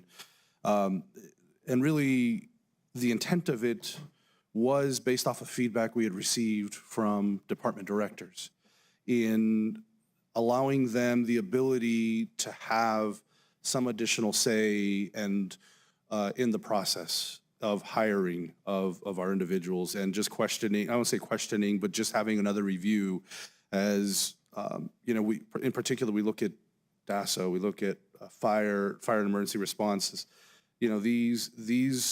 When it comes to public safety, there are specific requirements that have to go into that. And that was part of the discussion, part of the review to be added, and, working with HR and how do we improve that process. And that was something that we as the commission had taken that input and trying to make that a better process for our department directors, for our based off of that feedback. And so I just wanted to put it out there that this was something that I think I had seen a quote out there that may have been attributed to the sheriff on social media saying that she filled out a piece of paper and that nothing happened with it. But this process is new. It was taken and it was utilized in that evaluation process. And it was something that, again, I think in the spirit of trying to continue to find ways that we improve and get better and take that feedback, that's something that the BOCC did last year with that step. So I do hope that we continue to take those opportunities. I appreciate the time, Mr. Lopez, bringing that forward to us. And so just wanted to put that out there. Like I said, it was a new process that was brought forth because of feedback we had received in the past. So thank you, Mr. Chairman. Mr. Chair. Commissioner Reynolds. Thank you. After all this discussion, I would like to make one statement, and that is that it's difficult sometimes to remove our history from our decisions. So many people look at what happened in the past and they say the behavior that occurred in the past is the same behavior that's occurring now. And it's hard to be unbiased when considering current facts and evidence of previous facts.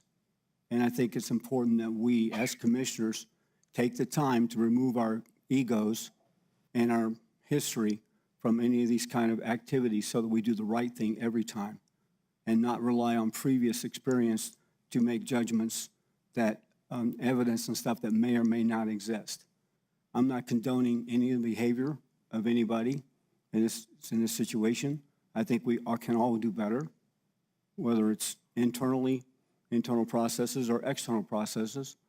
And I believe that we need to stop and just back up for a second and try to understand and remember what our ultimate goal is. And our ultimate goal of this board is to provide safety and security to the citizens of this community.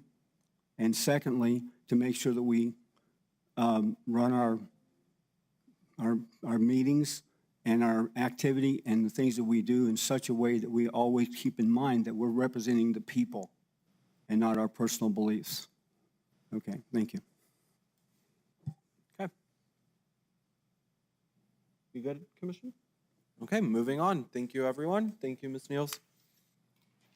We will move on to our minutes, which is to approve our regular minutes from February 11th, 2025. Do we have a motion, Commissioners? So moved. Second. Okay, we have a motion by Commissioner Reynolds, a second by Commissioner Sanchez. Any discussion? Yes, sir. Mr. Chair, there are two items on the minutes that I think need to be corrected.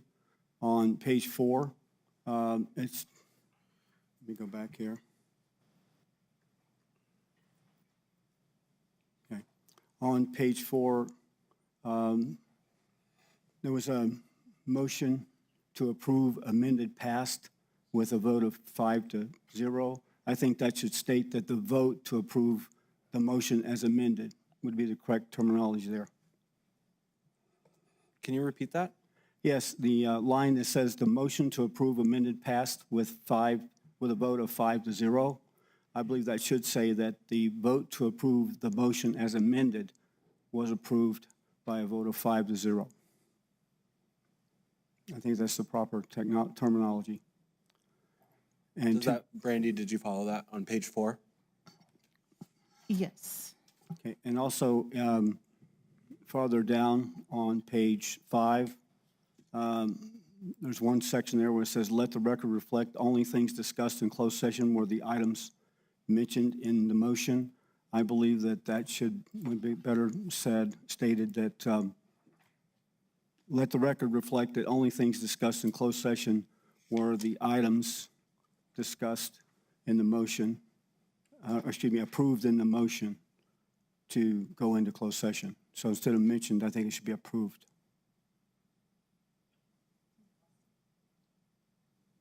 And that's all, sir. Thank you.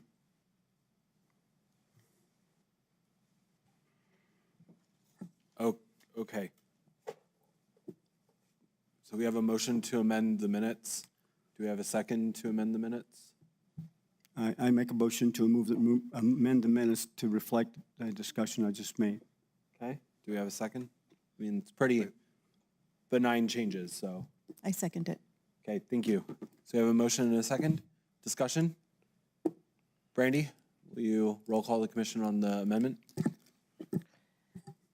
Commissioner Gameros? Yes. Commissioner Reynolds? Yes. Commissioner Sanchez? Yes. Commissioner Chaparro? Yes. Vice Chair Shaljo Hernandez? Yes. Okay, the motion to amend the minutes has been approved. Now looking at the amended minutes, commissioners, do we have a motion to approve the minutes as amended? We already have the motion. We already do have a motion, thank you. Any comments? Seeing none, Brandy? Commissioner Gameros? Yes. Commissioner Reynolds? Yes. Commissioner Sanchez? Yes. Vice Chair Chaparro? Yes. Chair Shaljo Hernandez? Yes. Motion carries, minutes are approved as amended. Yes, ma'am. Next up, we do have our approvals. Number 11, which is the authorization to publish notice of hearing, title, and general summary to consider an ordinance approving Franco Whole Foods Southwest LLC Economic Development Act, the LIDA project ordinance. And we do have our Economic Development Administrator, Ms. Carter, here today. Welcome. Mr. Chair, Commissioners, do we have a motion? I make a motion that we approve. Thank you, sir. Do we have a second? I second it. Wonderful. Thank you, Commissioner Gameros. Welcome. Good morning, Commissioners. I just want to point out that we have two of our community partners in the audience from New Mexico Economic Development Department, Ms. Julia Brown and Ms. Jessica Lynn Robles from Mavita, if there are any further questions regarding the item.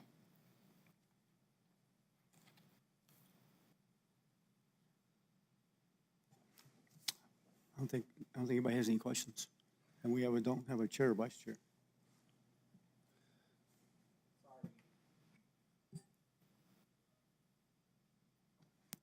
Can you repeat that, sir? Sorry.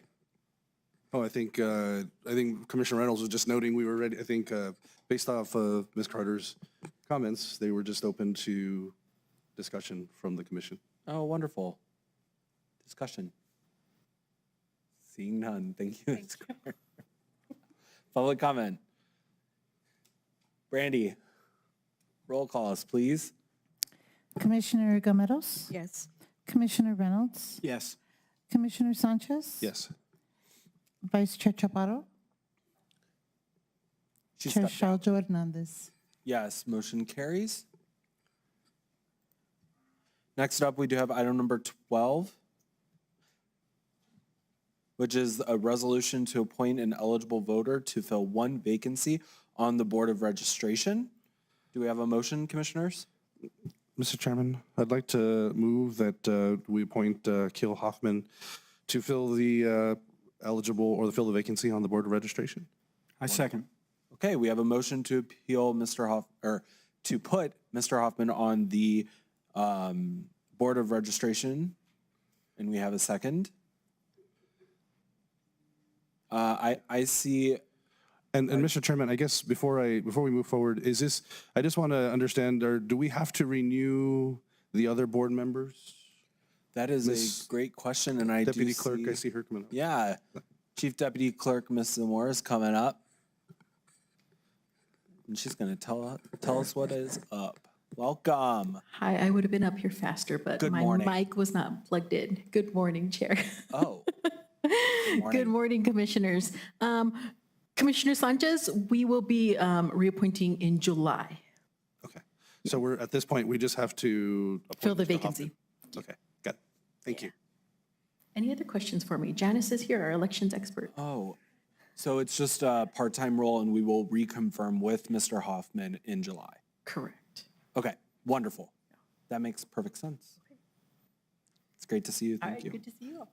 Okay, any other comments? Public comment? Brandy? Commissioner Gameros? Yes. Commissioner Reynolds? Yes. Commissioner Sanchez? Yes. Vice Chair Chaparro? Chair Shaljo Hernandez? Yes. Motion carries. Go ahead with that resolution number, Brandy. Okay, that resolution number is 2025-30.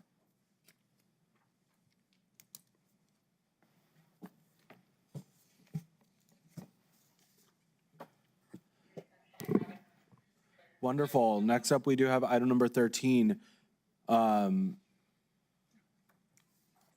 which is New Mexico's 57th legislative mid-session updates and commission position adoption for presented bills. And we do have our ACM, Mr. Macias, with us today. Welcome. Thank you, Chair. And Billy, if you could just bring up the BOCC presentation that's in the core folder.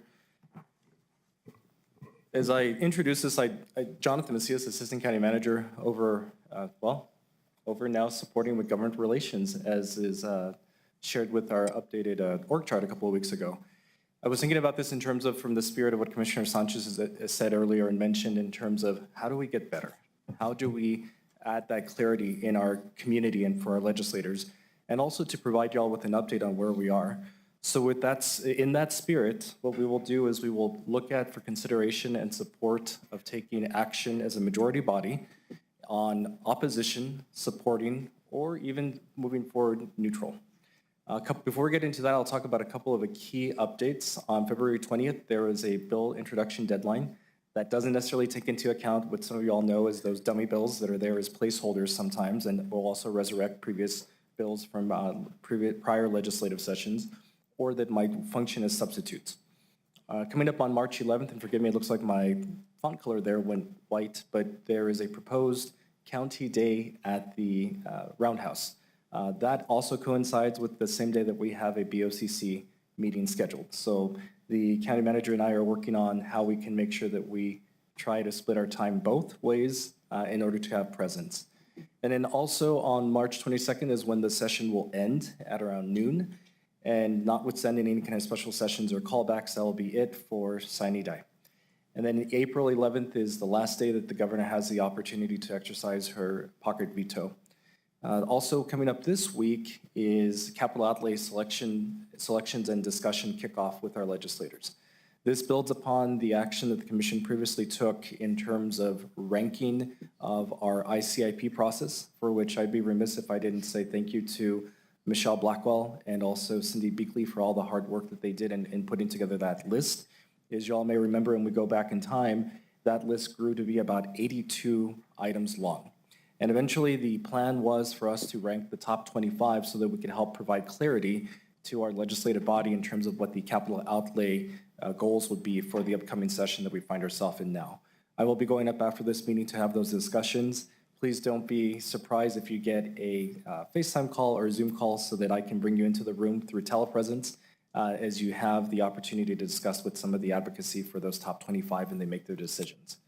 So to kind of come full circle, we're also talking about the update related to House Bill 2, which provides the overall funding for the state of New Mexico. It actually exited the House a couple days ago at a proposed $10.8 billion, which is inclusive of a $3 billion reserve that the committee was looking at in terms of supplementing some of the federal decline in funding. So there's a plan in place to try to make sure that those federal cuts are taken into account. It moved by a majority vote of 50 to 18 and only took 15 minutes in the House Appropriation and Finance Committee, which is being overseen by our own representative / chairman Small. So congrats to him for being able to get that and moving it forward. And also I wanted to take this opportunity to thank our lobbyists, which recently came on board. You heard from them a couple months ago, Randy and Ricky Lee, who are our proxies and having discussions up at the Roundhouse daily. And I joined them sometimes into the evening committee meetings as well as on the weekend when we're getting calls for information and coordinating. This is also a good time to remind our directors and that I might be reaching out to y'all. It has already happened with the Flood Commission to get details. And a lot of times I'll just take that quick information and I'll extrapolate it in order to provide context for whoever is asking the question. That definitely happened this weekend and we're fielding those calls already. So the point of today's meeting is to go back and see how we can do things better. This would be one of the first times that we convene the commission and to take majority action on the direction that you give specific county employees as well as staff and ultimately our lobbyists to be able to carry forward the positions that you'll take action on today. If you're having conversations as a commissioner outside of these discussions, that is perfectly fine. As a reminder, it just means that you're probably taking a position in your own district and not necessarily as a whole for the county.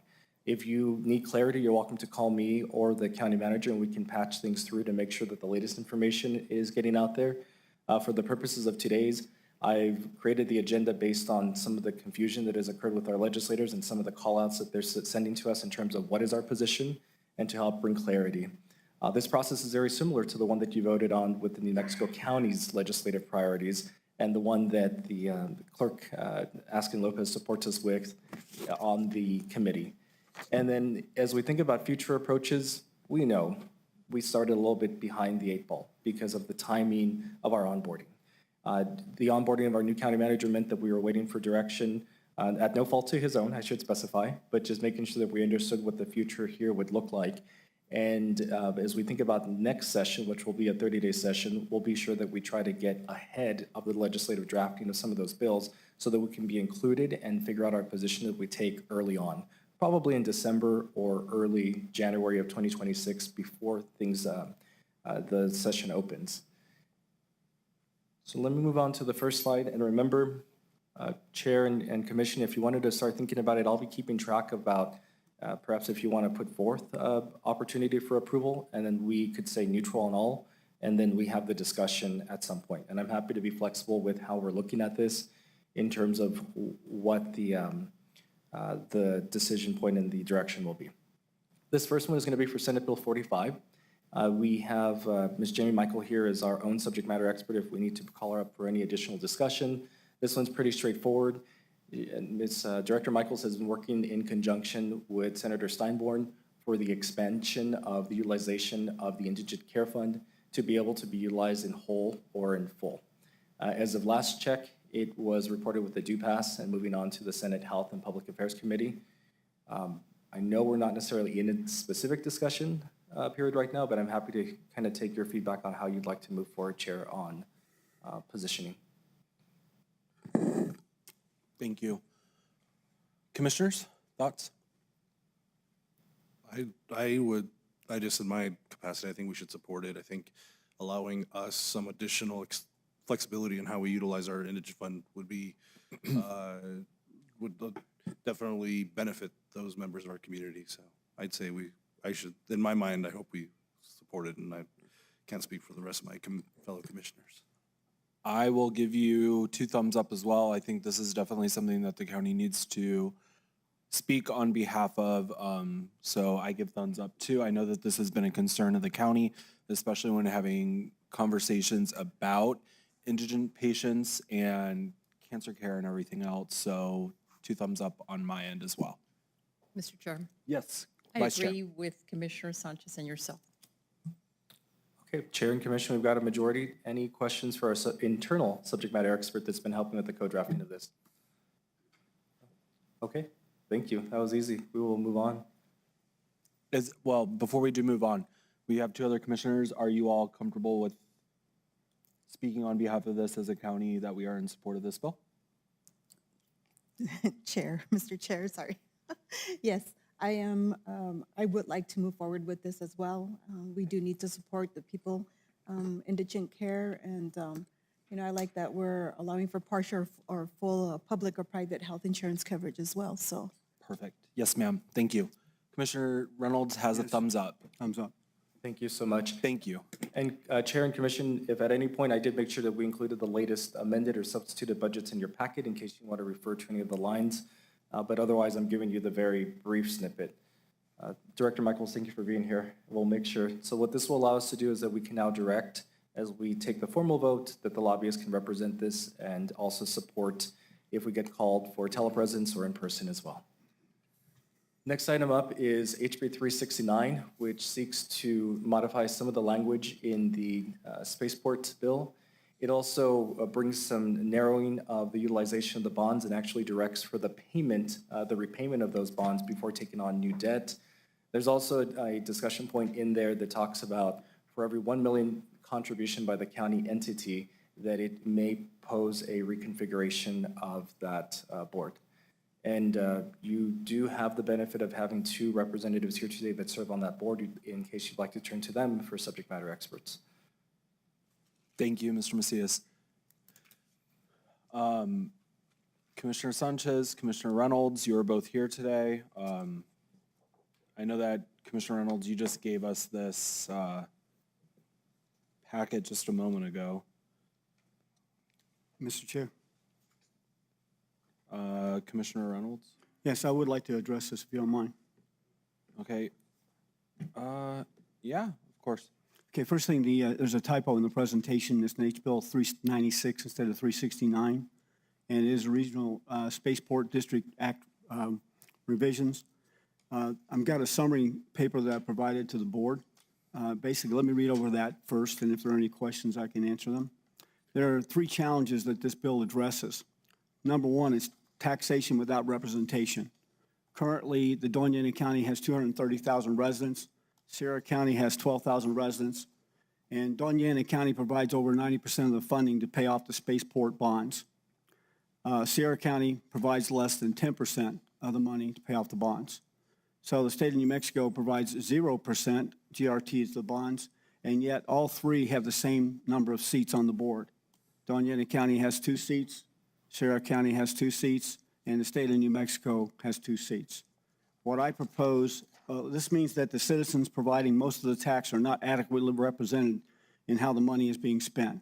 Providing a director for each $1 million provided by each member of the district board will adequately allow proper representation of those paying the most taxes. So that's one item I've put in here.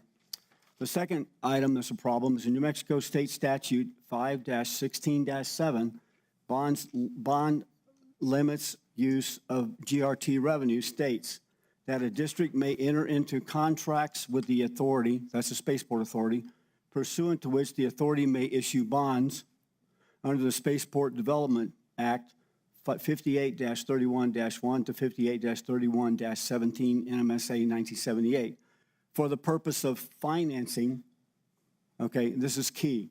We can issue bonds for the purpose of financing the planning, designing, engineering, construction of regional spaceport related project, which means that the money that we collect for GRT tax can only be used to secure bonds. Now, the bonds themselves provide the funding that the spaceport needs in order to do projects. And there's no method or mechanism outside of the bonds that allows the money to be used for any direct projects. So the revenue collected through the GRT may only be used for secure bonds. I've said that. And the original intent of the spaceport bond was to complete the spaceport construction. The spaceport has been operating for over 10 years. Since it is a state agency and located in Sierra County, the responsibility for continued funding and support is a state responsibility and not Doña County. Okay, Commissioner Reynolds, if we can just pause. I think most people on this board are trying to read the bill at lightning speed, so if you can give us maybe 5 minutes just to read the bill really quick, and then you can continue because we're all kind of disheveled and we just got this in front of us. So give us about 5 minutes if you could. I've only got. You want to take a break and read it? Yeah, let's go ahead and do that. I apologize, Mr. Macias. It's just we're not all trying to. It's okay. And Chair and Commission, I think just for the purposes of today, thank you, Commissioner Reynolds, for pointing out the typo. I've corrected it so that the public sees the correct number. One of the things that this also yields that you might want to have discussions with is that when you have representation by the Commission on any of your external boards, you may want to ask if there is any action at those boards that's supported in the same position in terms of neutrality, support, or opposition, as we will see with the next one that comes up as well. So thank you so much. Mr. Thank Chair. you. I appreciate that, Mr. Macias. So we'll be in a, how long do you need, Vice Chair? 5-minute break. Just give us 5 minutes. Thank you. Of course.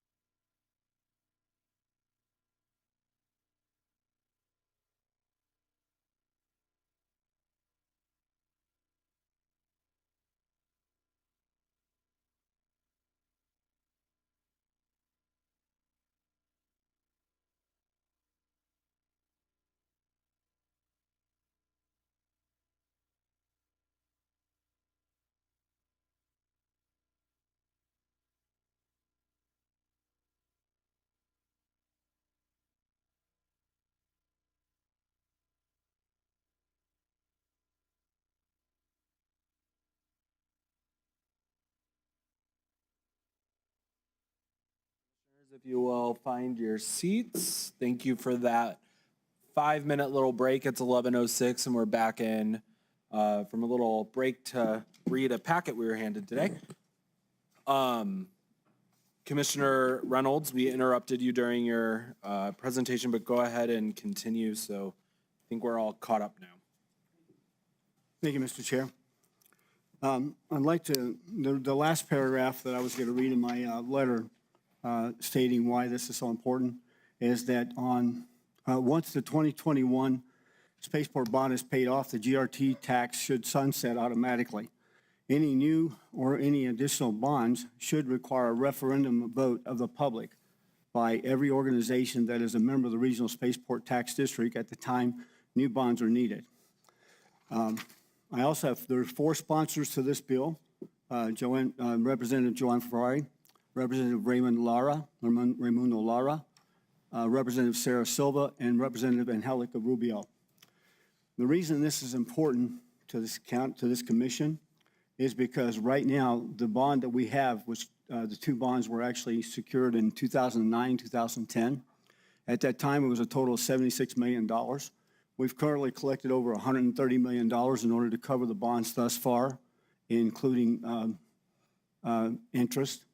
And we renegotiated the bond in 2021 and issued a new bond where we lowered the interest rate from roughly 5% down to less than 1%, which saved us about $9 million in interest. If we have been collecting excess revenue in the 0.25% GRT tax to where we have over $20 million in reserve currently at the county. The spaceport would like us to release this money and give it to them so they can go ahead and work on projects directly. That is against state statute, NMSA 5-16-7, where the bonds are the money can only be used to secure bonds and not to fund projects. The spaceport board, we actually passed 2 resolutions here in the county to prevent them from actually using the money for the bonds in order to fund any other projects at the spaceport. But yet the board, with a majority of vote, allowed us to give them $7 million in 2018, which Dan Hicks proceeded to misappropriate.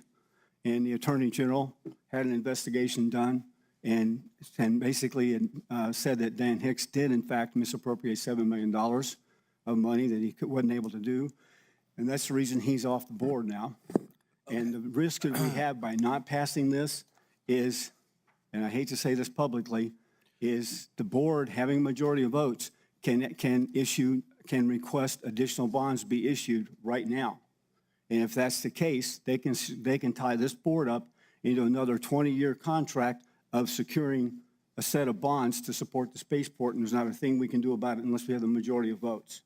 So it's important for us to have more control of this board and stop them from issuing additional requests for bonds for the Spaceport Authority and tying up our GRT tax for the next 20 years. And that's why this is important. Thank you, Mr. Chair. Thank you. Okay, commissioners, where would you like to give direction on this? Or is there any questions? Mr. Chair, if I may. Yes, Vice Chair. Thank you. Commissioner Reynolds, thank you for the information, but I just don't feel that I am completely prepared to respond to this at this time. The amendment that was contained, the changes on the bill, and maybe we can discuss it at a work session and set time aside for that. And also, I do have a question. What you are proposing, Commissioner Reynolds, does the tax board, are they aware of your presentation today? They are aware that the H-Bill 396 has been submitted, yes. Well, my question is different. Are they aware that you're presenting your position on this separate from a board decision? I don't believe so because I wasn't aware of it until about 3 days ago. Thank you. And Madam, Mr. Chair and this commissioners, I think I would like to point out to you all that if you want to support this, I think it's fantastic. If you don't support this, the risk is pretty serious. The money that we've currently invested in the spaceport development and construction is over $130 million over the last 15 years. This bond is going to be paid off if we do nothing in June of 2029. However, if we do nothing and allow this spaceport board to continue to have a majority of people who support us using our money, then we could seriously end up with another couple of bonds we have to fund with this money and have no control over the decision of the GRT board. Mr. Chair. And I believe that our citizens and what we're trying to accomplish here in the county from economic development, it'd be great to have another $100 million to use for that. Awesome, thank you.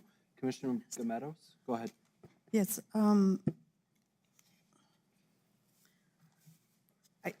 I feel that I need more time as well to see all these edits, what's added and what's deleted. And I was wondering, would we still have time, Commissioner Reynolds, if we were to meet and speak about this on the workshop that we have coming up on the 4th of March? Thank you, Ms. Commissioner Camaros.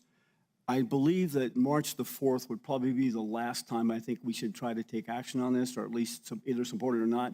The bill is still being carried not by me, but by the representatives. Action could happen before then. It's not currently scheduled on the agenda. It's currently with the House Commerce and Economic Development Committee, and that's the only committee so far it's been submitted to, and they haven't heard it yet. And as far as I can see, it's not on their agenda. That committee is headed by Representative Doreen Gallegos, and I've been watching to see if it's come up for consideration, and it hasn't yet. If it comes up for consideration before then I'm going to submit my paper and try to testify in the meeting, independent of the board, for my own position and not speak on the board's behalf. But it would be great to have a support from the board, as this is a serious consideration and risk to the county and our citizens. Thank you for that. I would like, I know for myself, I'm not going to speak for the rest of the board, but to digest the material, and that way I can give my full support to this bill. And so I would like to have this on that workshop if it's not placed. Hopefully by then that bill hasn't been looked at or gone through, and we still have some time to hopefully maybe support this bill. Okay. The amendment, by the way, is simply to the person that wrote the bill made a mistake and eliminated the ability for the schools or for us to use the 25% for local projects. And the amendment simply fixes that. It doesn't change anything else in the bill. It just simply fixes the typos that were made in the first draft of the bill. That's all. And Awesome. that's the amendment's already been submitted to the committee as well for approval. Okay. Mr. Chairman? Yes, Commissioner. I think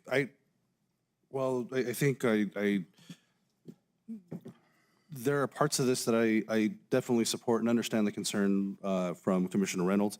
I would, just a couple of notes, and I think one question, I don't know if it's possible for our legal to provide some information on this, and is, given that this is done via a House bill, is there potential that this is not the proper way to go to get this approved? And I guess for Commissioner Reynolds, because of the fact that this was approved by the voters through a referendum. And so I don't know if this is something, because of the change in the board, because of the change in some of these, I think we've heard from NMFA that has pushed back, indicating that changes to this would have to be approved by referendum also. So just wanted to see if we can, maybe not right this second, but if this is going to be on for discussion on the 4th, to have hopefully have that answer during that time.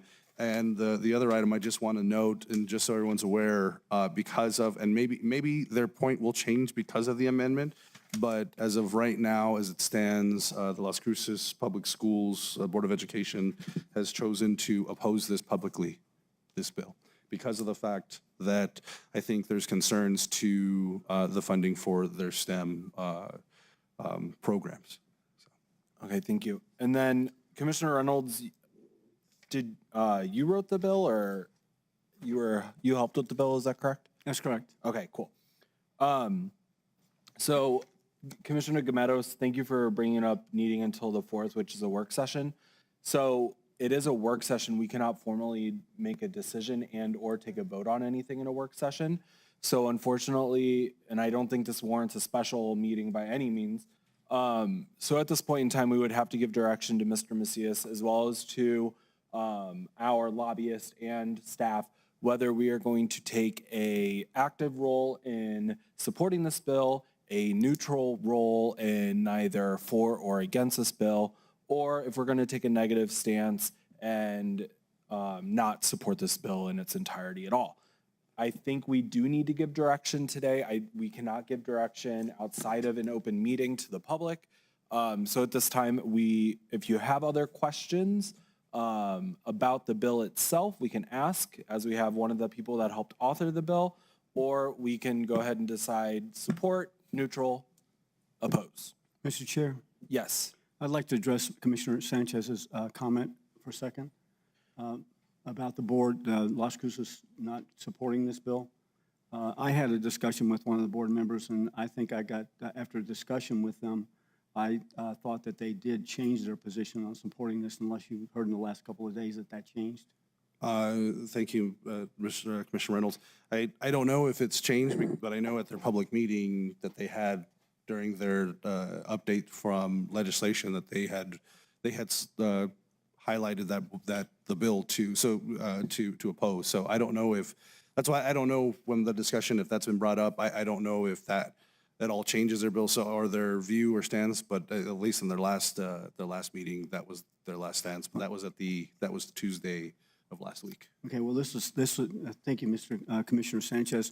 My discussion with the LCPS was after Tuesday of last week, and we did have a discussion, and the changes that I put in the amendment to free up the 25% for the schools. Was that? Actually does address their concern. And so I think okay. They may have changed their position. I didn't know I'm that sorry, Mr. Chair, could you let me finish, sir, please? Just give me one moment, sir. So your discussion was with the entire board during a meeting or private conversation? Mr. Chair, first thing, I'd like you not to interrupt when I'm in the middle of saying something. And secondly, it was privately with one of the board members who was in contact with the superintendent, Mr. Ignacio, okay? And we had the discussion privately. It was just the two of us. So no, it was not for the whole board. So the board would probably want to take a different position or not. Okay. But the conversation I did have was with one of the board members who was talking directly with the superintendent. And I believe they may have changed their mind. Until there's another school board meeting, we won't know. Okay, now, perfect. if in fact we choose not to do anything, okay, I would like to let the public know that I apologize that I didn't do a better job of making this happen, because you guys you're not going to be happy with the results if this doesn't pass. Thank you. Mr. Chair. Vice Chair. Thank you. I have a question, and Mr. Macias, perhaps you know this answer, but just following up on what Commissioner Sanchez stated regarding any changes by referendum and the monies that are being given to LCPS and the Board of Education, how much money are we talking about? Chair and Vice Chair Chaparro, I do not have the calculation for that, but as you will see in the next bill, it is based on a percentage. And that percentage, it's one of the reasons that I suspect the other bill, which did get a due pass, is also moving on also to the Education Committee for review and impact. I think in terms of the impact with referendum, that is outside my expertise, but I would defer to our county legal department for weighing in on that now or at a point in the future. Mr. Chair. Well, I'm waiting for an answer, please, Commissioner, from our legal department. Thank you. Or from any assistant county manager that can answer my question. Thank you.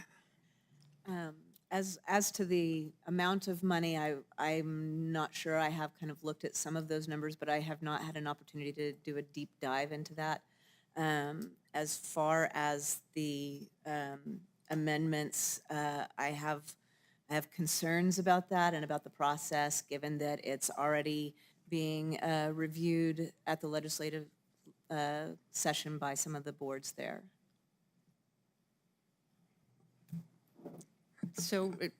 And I see Ms.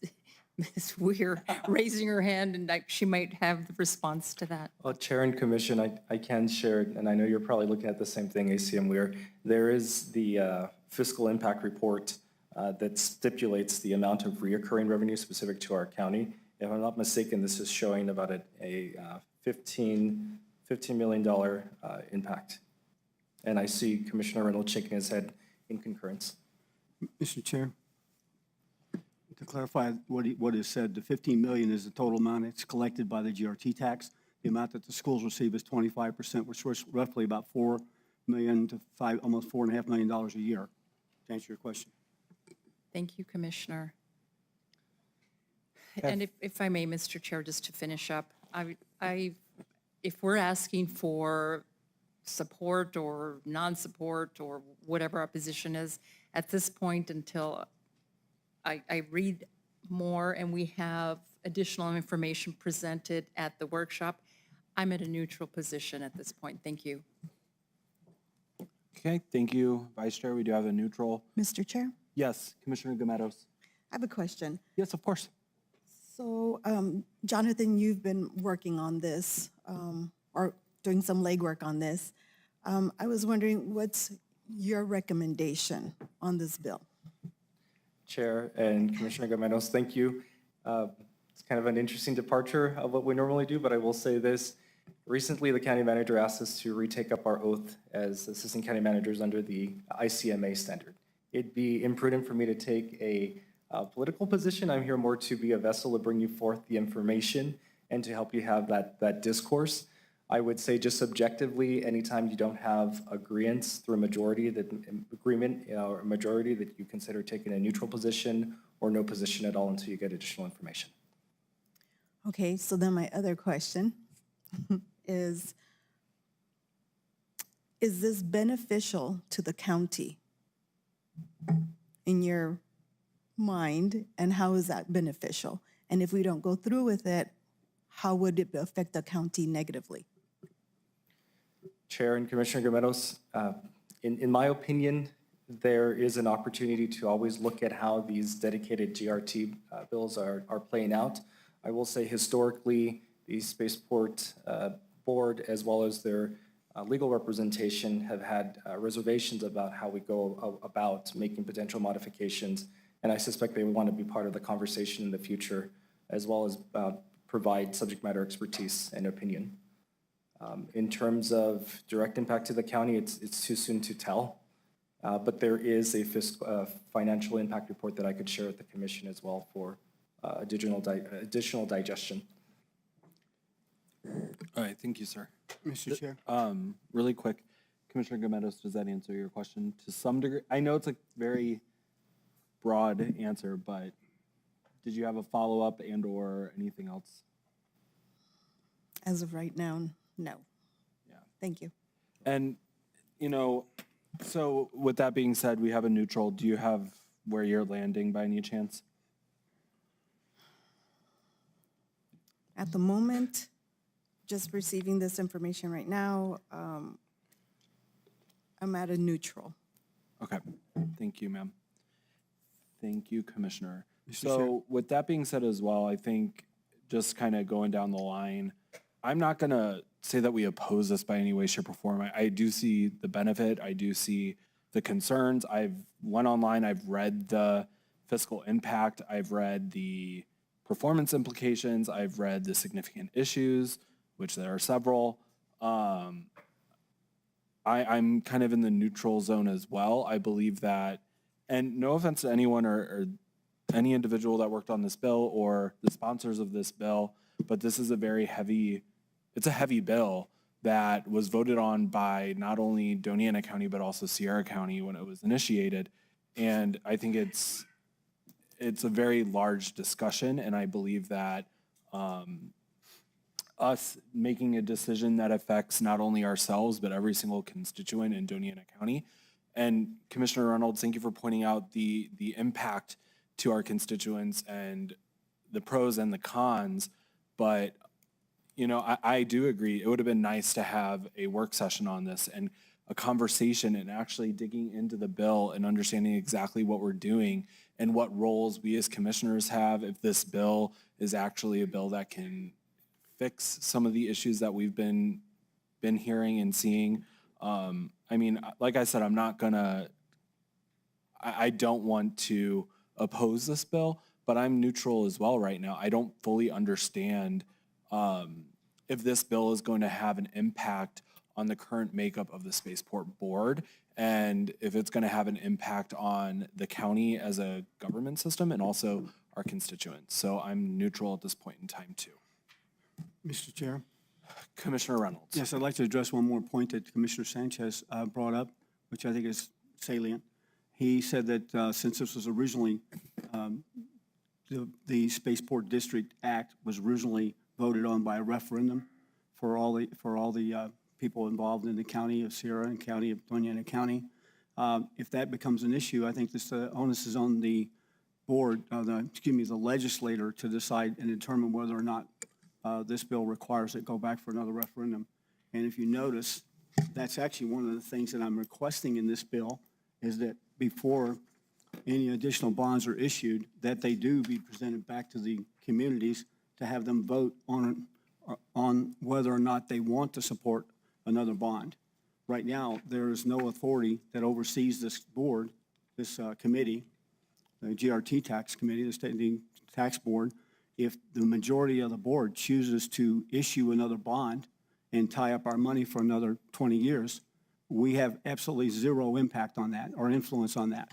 And right now, I can tell you that we are totally outnumbered on this board by a vote of 4-2.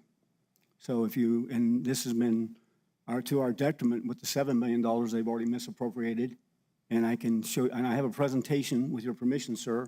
I would like to provide for all the commissioners to look at the history of the spaceport and the impact it has had on this county financially, both in return on our investment and also the amount of cost that it's had. I updated it about 4 months ago, and with your permission and the public's tolerance, I'd like to forward that presentation to all the commissioners to review before we totally finish this discussion, whenever that happens. Okay, so you would like us to support the bill is? I think it's critical that Okay. you don't have to support the bill. I hope the bill passes. I can't tell you to support it or not, but I believe it's going to be to the detriment of this county if we don't support this bill or provide another bill that protects us from Sierra County telling us how to use our money. And okay, thank you, sir. Thank you, Commissioner Sanchez. Thank you. I'm conflicted only, I think, from the fact that it sounds like there's already consensus with at least our majority that have at least voted or at least looking like they're neutral. And I think the reason I completely understand, and it's been a frustration with I guess with the utilization of our spaceport funds, because I think one of the things that we've been trying to do, or at least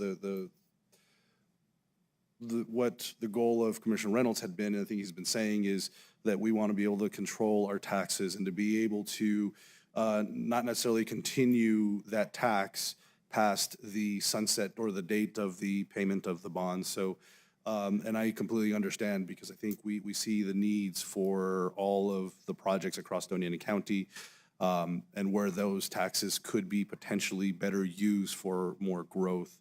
I think one of the concerns I have, and I think, as you said, Mr. Chairman, this is a heavy bill. I think as we've seen, we've run into significant pushback in the past from our other entities, not just from locally from the Las Cruces Public Schools, but obviously Sierra County and NMFA in how we do this, how we go about doing this. And so my only concern is making sure we do this in a way that we basically mitigate our risks and not continue to push where we're going to just be blocked in 20 different ways. Because if we want to achieve our goal, we've got to figure out a way in which to do this in a manner that will get to that end result. And I just feel like we've been So I think if we can, hopefully address these things from a legal perspective, I would feel better doing, going forward and trying to work with our partners with that. So, thank you, Mr. Chairman. Thank you.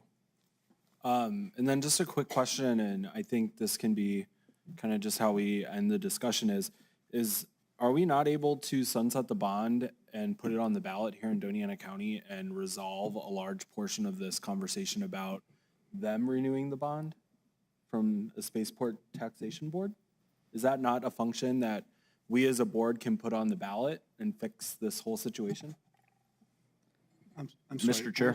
What was the question? Yes, Mr. Lopez. Stephen Lopez, Assistant County Manager. To your question, could the board put a ballot measure on for the voters to decide to elect to sunset? Yes, that would be possible. That would take, of course, the majority of the board voting in that direction.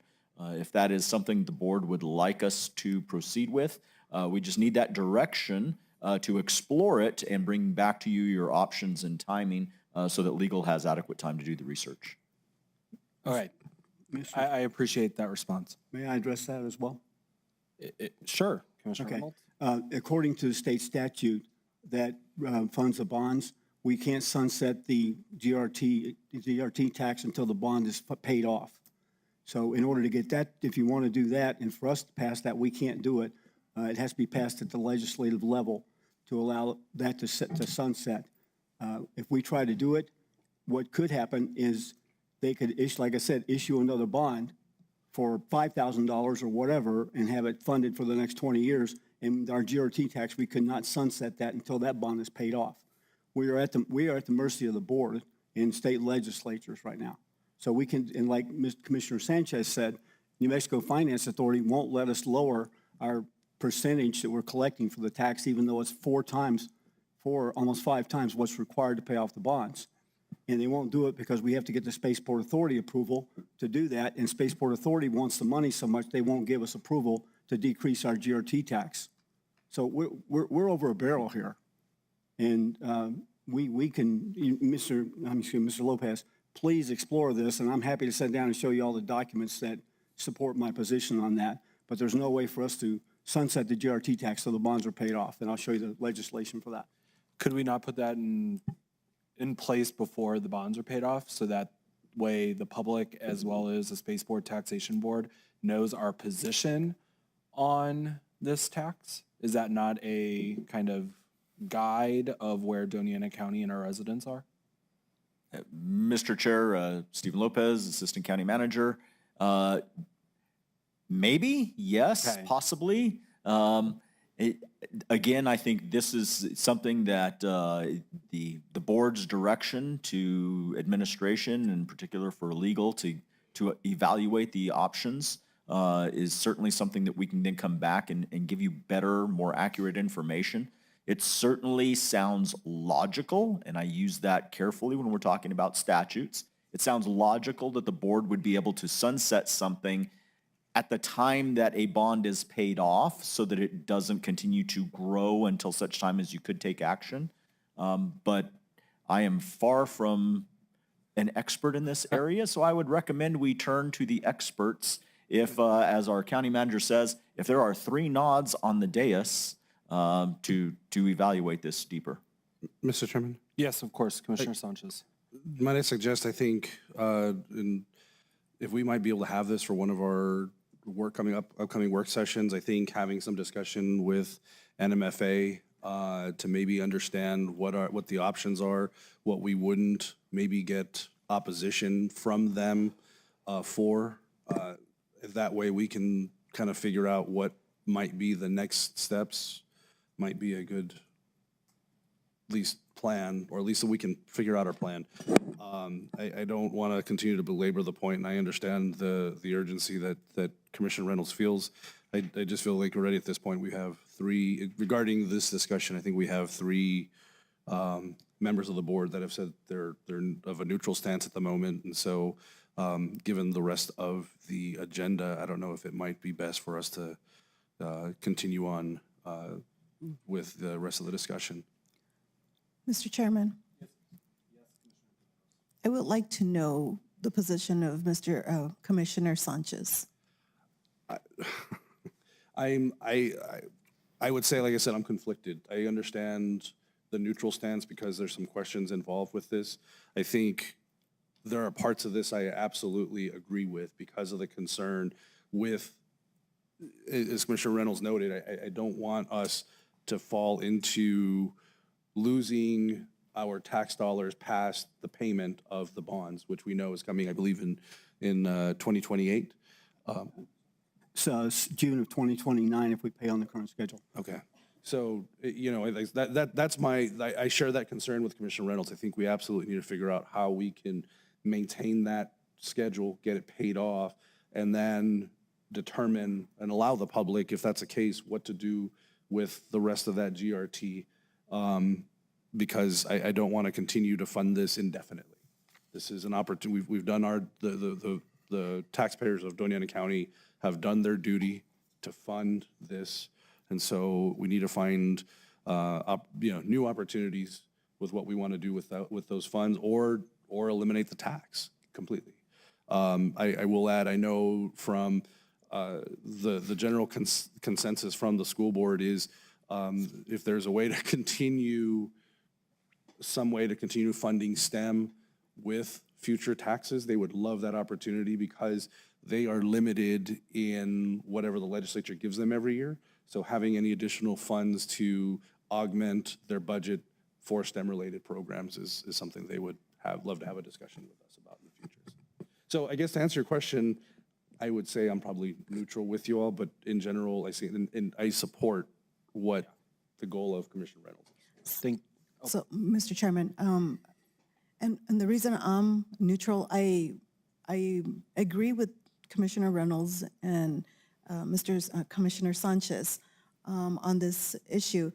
But I guess what kind of makes me go neutral is the fact that Commissioner Sanchez had brought up the legal aspect of it. And so that's what kind of concerns me. I think the county would benefit with this bond, but my concern is illegal. Thank you. Thank you. And I think up and down, you're getting the nods on we're all concerned on that exact same topic. And I think that's where the neutral comments are coming from, is that we don't actually understand the full scope of the bill and what's going on. So I share those comments.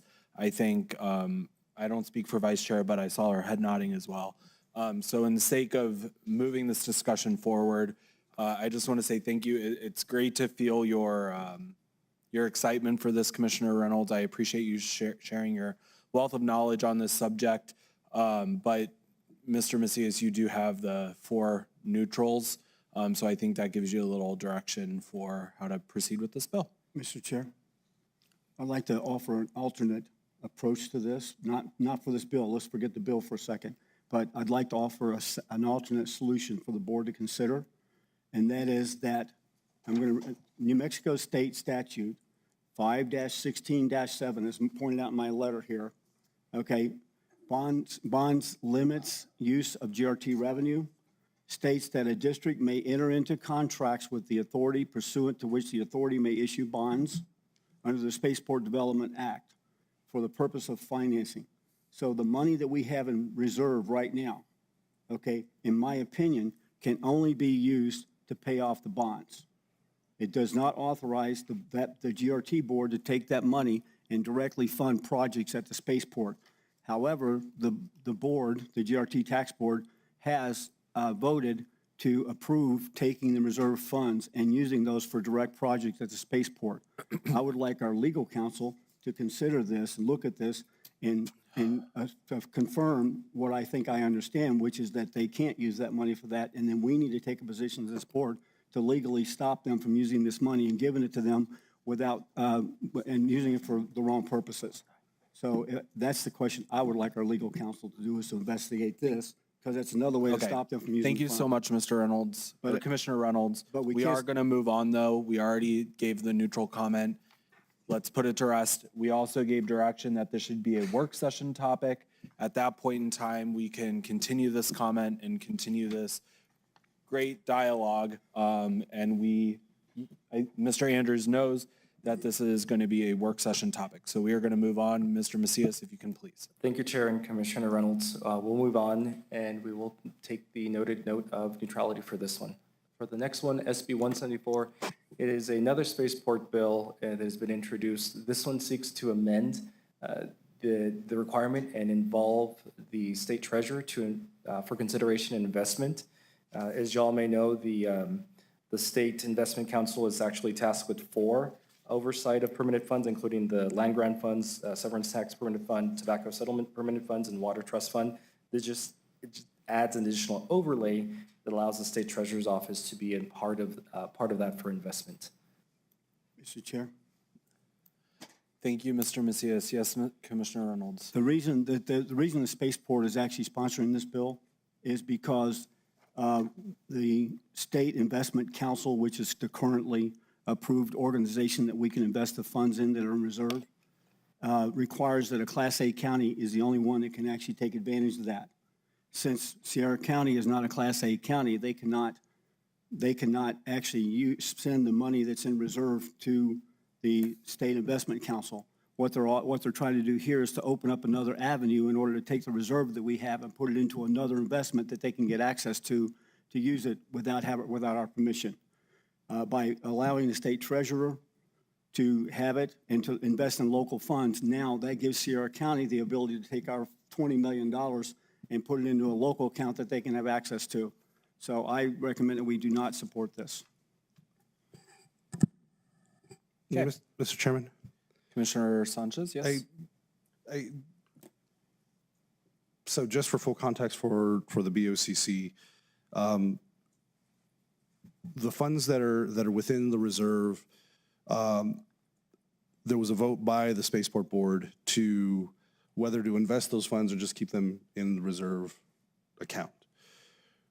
Now, I voted against that resolution, but it did pass with a majority voting in for it. And so I think while I can understand the concern, while I don't want not necessarily to approve it, the Spaceport Board did approve the investment of those funds so that they're invested at some point and not just sitting in reserves and not doing anything while they are in that reserve. It was my understanding, speaking with the Spaceport Board chair, was that not only the issue with the state investment fund is that the requirement or the specific amount that's needed to invest in that is significantly higher. And so they were trying to allow for this investment fund to be utilized because the investment limit or requirement is significant, minimum investment requirement is less. So with that, like I said, I think while I did vote against that resolution on the Spaceport Tax District, given the will of the board, I'd say I'd have to support this bill to move forward with it as being a representative of the board, whether I disagree with it or not. Thank you, Commissioner Sanchez. With that being said, I appreciate those words and that huge olive branch and gesture forward. Commissioner Reynolds, you sit on that board as well. Did you vote no as well on this? I did.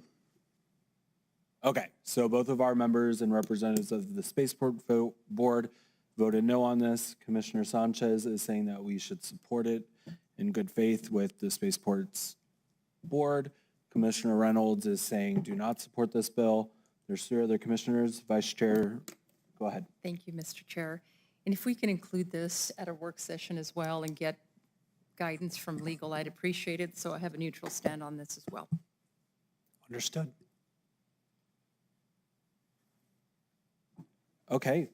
100%, I think we definitely need to look at this on the work session. Do you have a support, do not support, or a neutral take at this point? Correct, neutral for me. Neutral, okay, thank you. Commissioner Gamados, I just see you looking like, I apologize. That's okay, I'm just debating in my mind.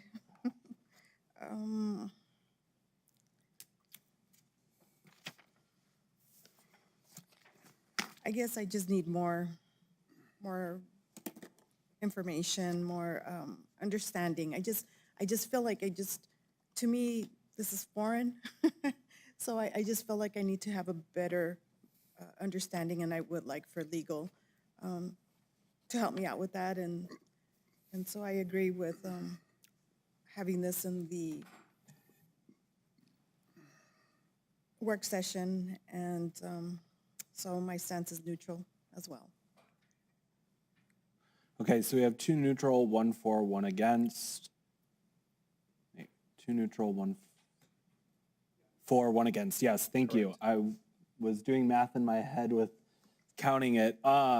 With that being said, I mean,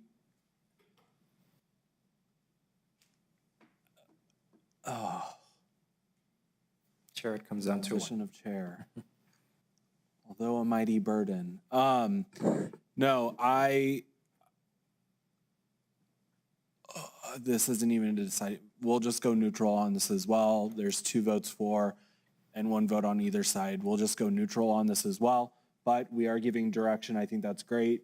We need to discuss this on work session.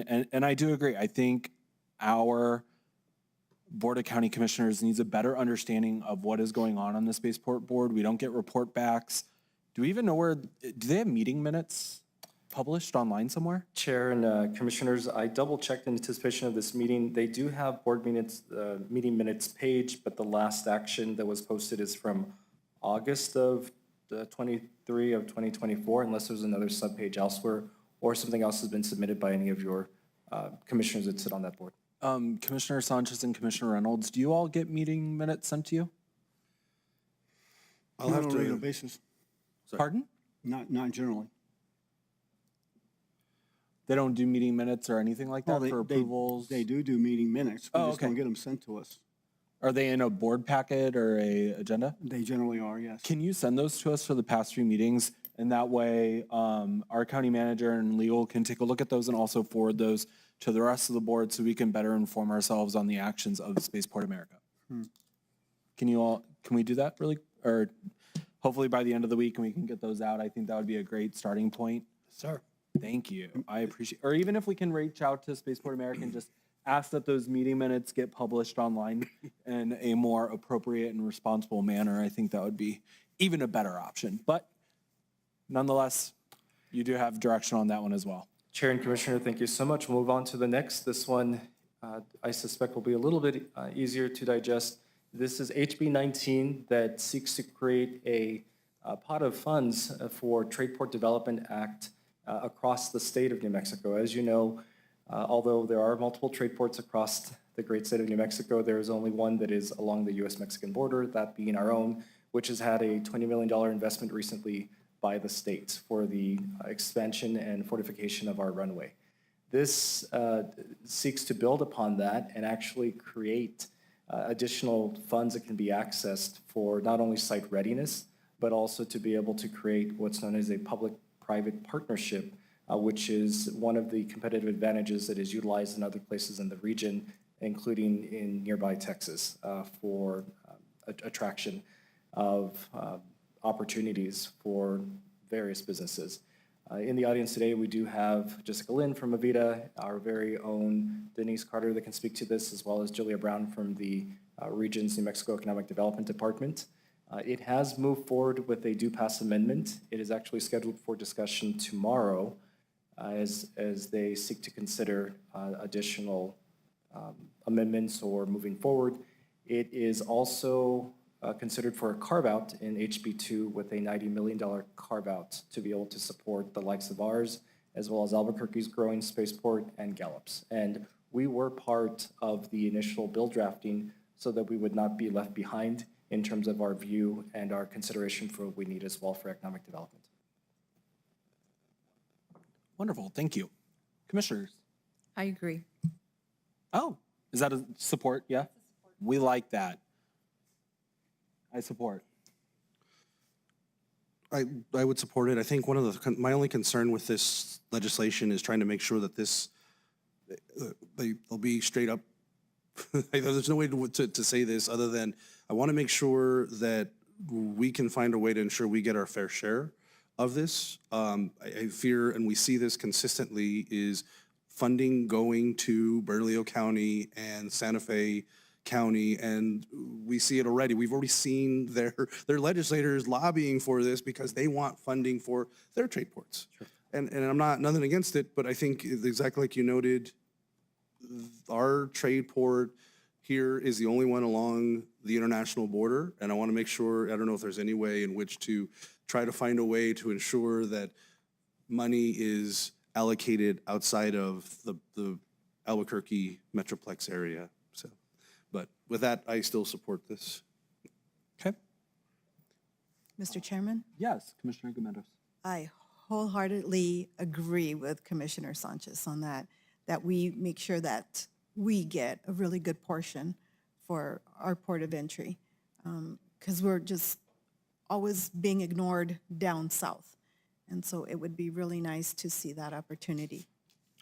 Chair and Commissioners Sanchez and Gameros, I will take this opportunity to share a little bit more about what we've been doing as a county as we look at opportunities like these. And that is, perhaps in the past, we had not always embraced our seat at the table. This actually had a very public conference discussion where we presented with the other trade ports. I myself did that as we sought to ensure that our voice was included there. And without getting too much into the way that these ports of entries work, they should have the opportunity to support each other. So gone are the days of being antagonistic and feeling like this is only a money grab, because what happens is a lot of the goods and commerce that come through the area travel within a 10-mile radius. And one of the other 10-mile radius is going to be not only Bernalillo, but also further north into Gallup. And so that's one of the reasons that we're trying to make sure that we're part of the system and that we don't inadvertently alienate and not get an opportunity to have a voice. The principal person carrying this, Representative Lindstrom, has heard those same concerns, and that's a discussion that I can have directly as I make my way up to Santa Fe tomorrow. Thank you. Snaps for county effort. Commissioner Reynolds. I'm very concerned about this as well as whether or not we'll be treated appropriately, so I'm neutral. Okay. So we have a support, neutral, support. Thank you, Chair. Thank you. Commission. Next one is SB 169. This is actually a Strategic Economic Development Site Readiness Act for public lands. I suspect Ms. Brown could speak a little bit more to this if you'd like, but this is seeking to create assessment and actionable movement forward for the likes of the concerns that we have with the utility readiness of some of these parcels and how that can be converted into future opportunities. We are also aware that this is something that's being done similarly, not only by NMEDD, but also by independent private sector partners such as El Paso Electric in what they have shared in previous discussions. One of the other things to consider with this one is that it has been getting lots of feedback statewide, and it doesn't guarantee that we would be site ready. It just would say that we have designated areas that would be considered including in our own backyard. Ms. Brown, is that a fair statement? She's saying yes by shaking of her head. We like the head shakes today, so thank you. Commissioners. Mr. Chair, Vice Chair. I'm neutral on this. Oh, we have a neutral. I'll head this way. Commissioner Reynolds. Positive. Support. Commissioner Gameros. I'll support it. Support. Commissioner Sanchez. I support this as well. I support it too. You have your direction. Now, Thank if you. only everything could go that quickly. We learn and we grow, Chair. Up next, we have HB 456, which this was actually flagged by our own purchasing department as well as the Flood Commission. This is for their procurement of architectural engineering and construction services. It seeks to increase the limit, the total limit and the caps. Now, remember when we talk about limits, this means within the state procurement code. It's not necessarily seeking just to increase limits for the sake of us having higher authority, which we still bring back to y'all, but it's actually because it's taking the reality of many of these capital costs going up. And so I'm sure you've heard before that sometimes when it comes to our procurement process, we lose the window to be able to take action. And so if the state is seeing this as a statewide opportunity for improvement, it's also being run as what's known as a twin bill with SB 408. And it has already been referred to not only the House Commerce and Economic Development, but then shortly after House Government Election and Indian Affairs for impact with the Procurement and Purchasing Code, I suspect. And if you'd like additional information for impact, we should have Mr. Perez or Asma that could speak to it. Okay, thank you for that. Commissioners.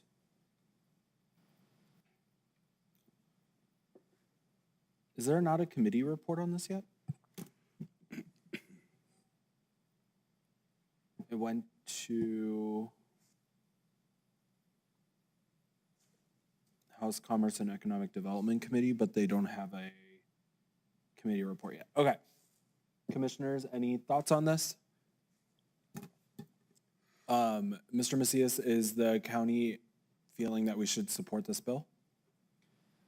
I would say that in terms of Commissioner and Chair and Commission, in terms of continuing to bring efficiencies and streamlining operation, especially as we consider capital projects in the future, there would be the request that, yes, we do support this. And again, knowing that it is monitored by state procurement code, and we have internal experts that can ensure we do that, including our latest Workday fiscal management software that allows us to keep tabs on those things as well.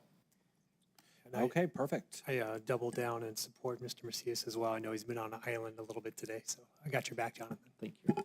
We like that. Okay, commissioners. Commissioner Reynolds has given a thumbs up. Commissioner Sanchez gave a thumbs up. Thumbs up from Vice Chair, thumbs up from Gameros, thumbs up from me. Okay, Chair and Commission, thank you so much. This concludes this portion. I know it was a growing pain, but sometimes growth is good, and this also gives us the ability to give direction and amplify our presence in Santa Fe or the Roundhouse even when we're not there on site physically. So thank you so much, and we've taken note of the additional work session topics that you all have requested. Thank you so much, Mr. Macias, and thank you to county staff for helping put this together and getting this done today and Mr. Chairman? growing with us. Yes, Mr. Sanchez, or Commissioner Sanchez, I apologize. Thank you. And I think one of the things, and I know maybe not on the list, but I know one of the bills that I was concerned, and I guess probably won't go anywhere really within the legislature as it hasn't moved in committee, has been just for the commission to note, and I know this isn't noted here because was SB 87, which was sponsored by Senator Brantley as well as Senator Ramos and Representative Terrazas, who formerly did represent Doña County. But I guess I don't know if there's a way to have that added to the watch. I don't think, like I said, it may not go anywhere, but one of the requirements is, and I think given my commission input earlier, this bill they're trying to push to take away our local control when it comes to immigration enforcement. The wording of the bill, while very vague, and that's part of the concern, is that they want to basically void any previous, call it resolutions that have been passed by local jurisdictions, which would affect us here in Doña County with our Safe Communities resolution that was passed in 2014, which would then make us or require us to cooperate with law enforcement, or sorry, immigration enforcement activities. I feel like, you know, if a local jurisdiction wants to participate in that and they want to provide local funds for that, that's their prerogative. But we should have the ability to do that. I think it's very clear in our bill that we do not interfere with any enforcement activities. But I think wording in that is concerning, that we do have one Senator Brantley that is trying to take away our local voice in utilizing where we want to use our funds.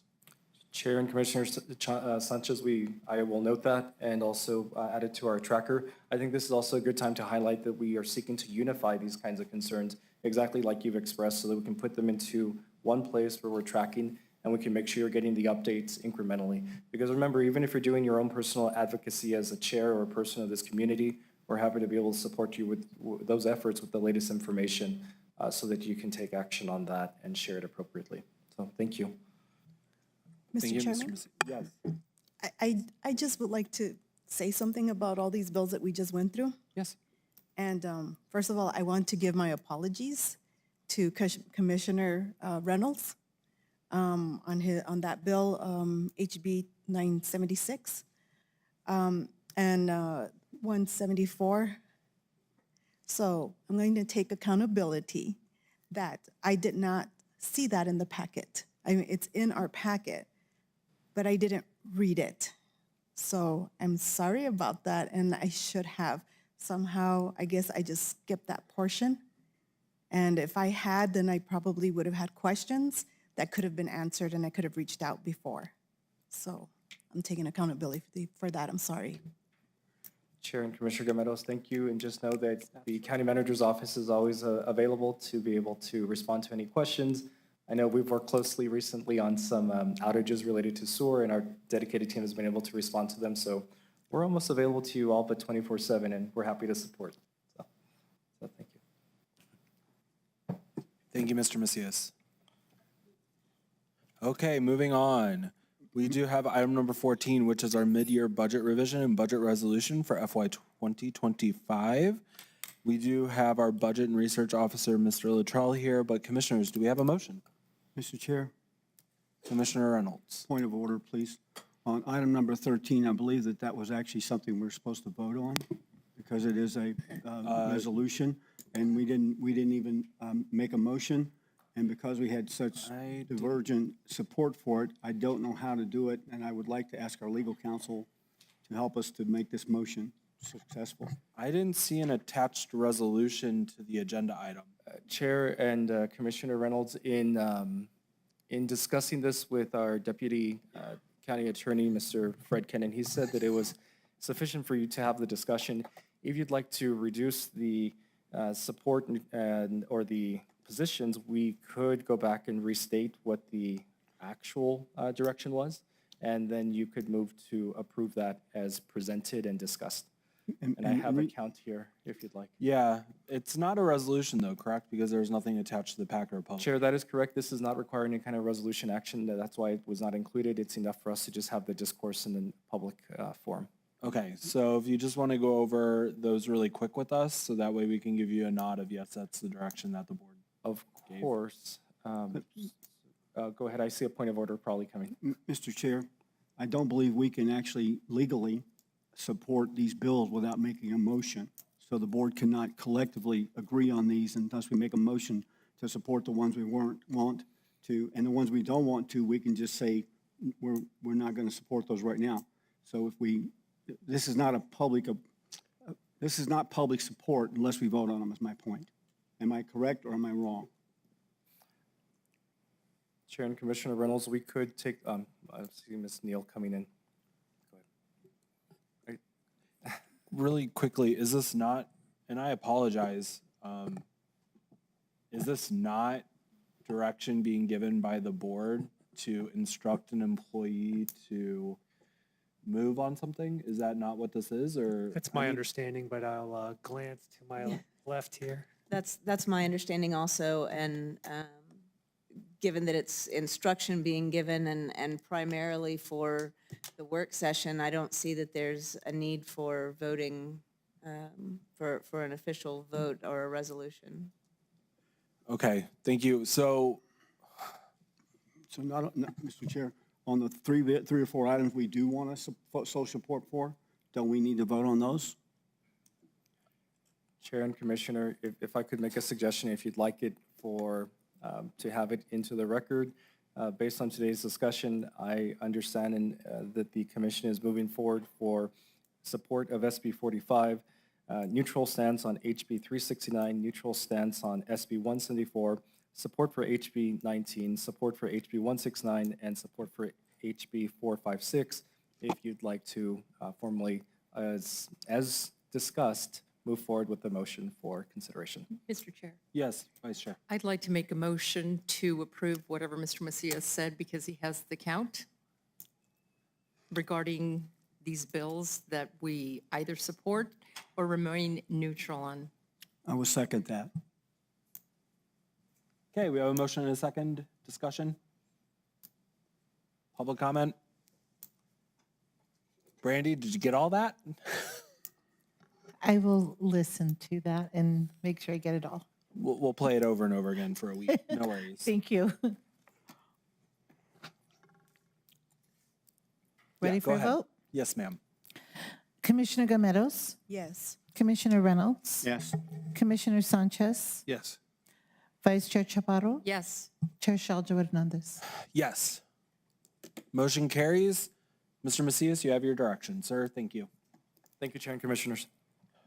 Moving on to our mid-year budget revision and budget resolution for FY 2025. Do we have a motion? So moved. Thank you. Second. We have a motion by the vice chair. We have a second by Commissioner Reynolds. Welcome. All right, good afternoon, Mr. Chair, Commissioners.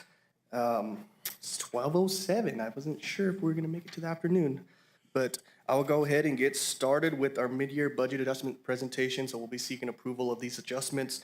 And what they are is they're adjustments to address budget issues and unforeseen circumstances on a basis of need as identified by departments and the budget office. So we do have a total of 27 items across 8 departments.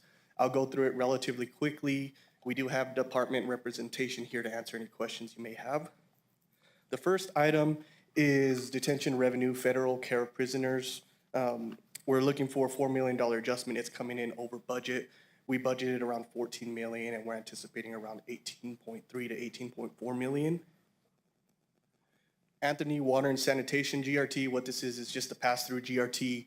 The county receives the funds and sends it out to the water district. So due to a change in how we post the pass-through GRT, it's requiring an adjustment, and we're expecting around $330,000 to flow through the county. Property tax rebate. So we received the property tax rebate bill from 2023 at the beginning of January. So now we will be adjusting the budget to accommodate that payment. Moving on to our IT department. They are the department with the most items. They have 10 items, and I'll just go ahead and get started. We are requesting $300,000 for the network hardware refresh, and that's professional service needed for it.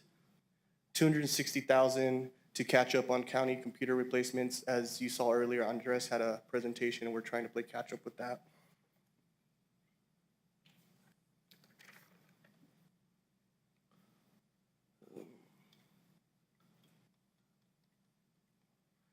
Having some issues trying to go to the next slide.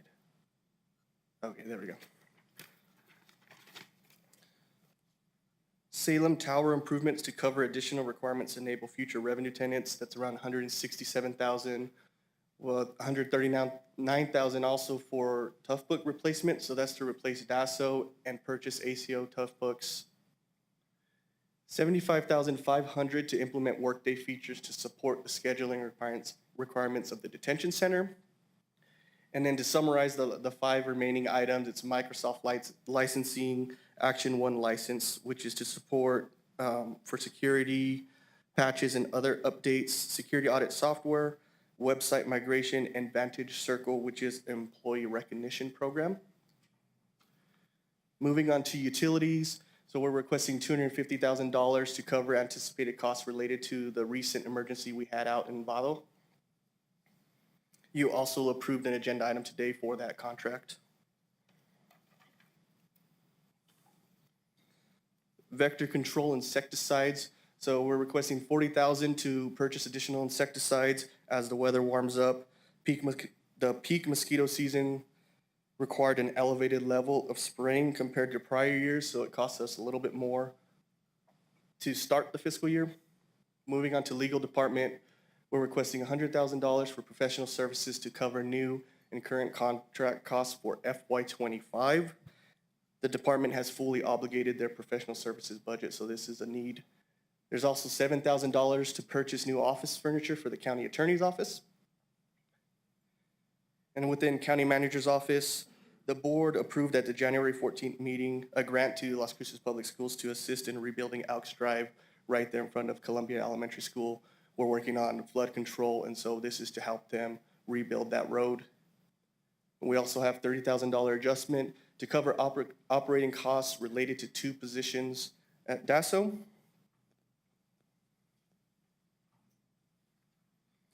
Fire rescue has 3 items. So the first item is to adjust the budget on a state appropriation. It's just to correct the grant expenditure budget to reflect the remaining balance of the grant. We also have $100,000 for firefighter physicals. So it's a comprehensive physicals for paid and volunteer firefighters.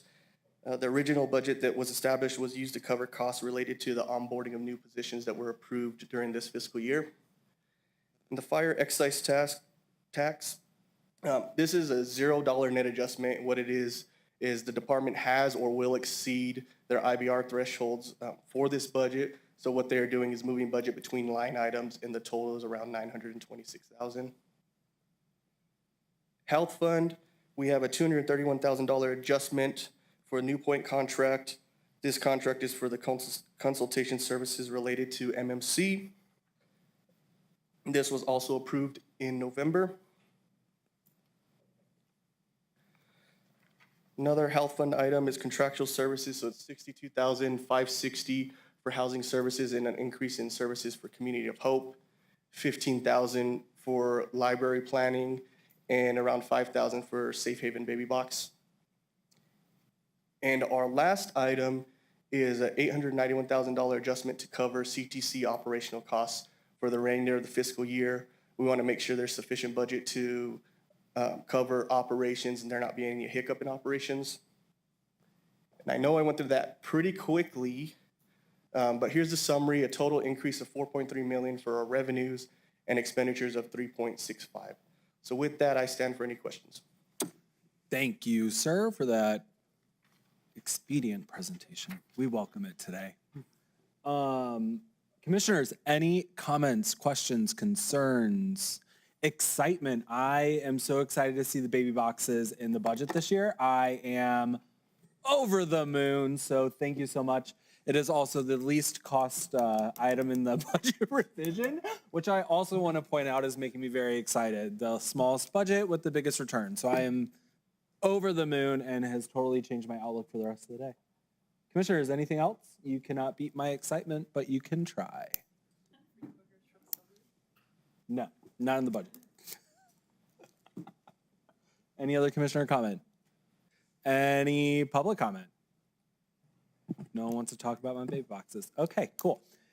Moving on, Brandy, go ahead and roll call the vote on the acceptance of the mid-year budget resolution. Commissioner Gameros? Yes. Commissioner Reynolds? Yes. Commissioner Sanchez? Yes. Vice Chair Chaparro? Yes. Chair Shaljo Hernandez? Yes. That does have a resolution number? Go ahead. 2025-29. Perfect. Thank you, Brandy. Thank you. Okay, moving on, we do have item number 15, which is an ordinance repealing the LITA ordinance number 310-2020, West Silver Recycling Incorporated. Do we have a motion? Mr. Chair, I'd like to make a motion that we actually approve the mid-year, We already did that. Sorry. I'd like to make a motion that we approve an ordinance repealing the LITA ordinance number 310-2020 for W Silver Recycling Incorporated. Perfect. We have a motion. Do we have a second? Second it. Thank you, commissioners. Welcome. We have our Economic Development Administrator, Ms. Carter. I'll just stand if you all have any questions, and I don't know if Ms. Julia Brown wants to say anything.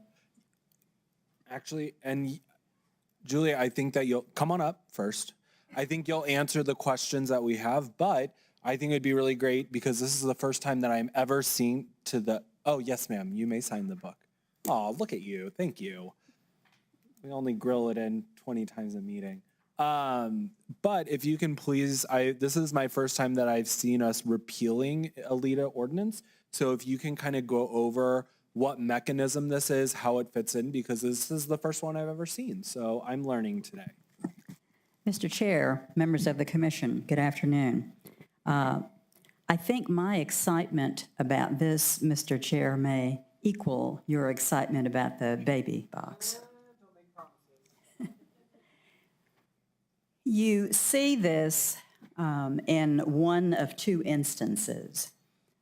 in the uncommon situation where a project has failed and is being clawed back, if you will. That is not this. The other instance where you see this, which is much more often, is when a project succeeds, it has met the milestones within the project performance agreement, and so it is necessary to close the loop. At the beginning, you pass an ordinance to allow a project to go forward. At the end, when the project is completed, you close the loop by rescinding the ordinance, which absolves any further reporting requirements by the company. I'm excited about this, not only because it is a successful completion, but because this project not only met, but significantly exceeded the job goals that were set forth in the beginning. I would like to add that we are excited and continue to be excited to have Doña County as a partner in LEDA, Local Economic Development Act projects that go forward. You might think that it is a routine matter and that all 33 counties in the state do this, but they do not. I would like to particularly call out the expertise and the activities and efforts on the part of Ms. Carter, your Economic Development Administrator, and Ms. Ainsworth, your Community Development Administrator. It is a testament to this commission's understanding and commitment of the manner in which economic development projects contribute to the stabilization of economies throughout the county and the manner in which participation in these projects contributes to the health of the state's economic development status. And I'm happy to stand for any questions. Thank you so much for that. I will admit, this is very exciting to close this loop and know that the project has successfully been completed, and that is something to be very excited about. I'm not sure if it's as exciting as my baby boxes, but it came a close second today. Commissioners, any other comments or questions for either Ms. Carter or Ms. Brown? Seeing none, thank you for joining us today. Brandy, any public comment? Seeing none, thank you both. Brandy, take it away, ma'am. Commissioner Gameros, Yes. Commissioner Reynolds, Yes. Commissioner Sanchez, Yes. Vice Chair Chaparro, Yes. Chair Shajo Hernandez. Yes. That has an ordinance number Go ahead. of 361-2025. Perfect. Thank you so much, Brandy. I appreciate that. Okay, next up, we do have item number 16, which is an appeal of a Planning and Zoning Commission decision to approve a zone change on a 4.57 acre parcel in order to allow 125 mini storage units located at 4010 Old River Road. Commissioners, do we have a motion? Mr. Chairman, I think given that we don't know the outcome of this yet, would it make sense to wait you're on the right. motion? We will. We'll go through the presentation. I got motion happy. Pardon? Yes, I do. Yeah, I got motion happy. It happens from time to time, especially in the 4th hour of a commission meeting, so I apologize. Point of order, Mr. Chair, sorry. I believe that we normally do make a motion before we have discussion.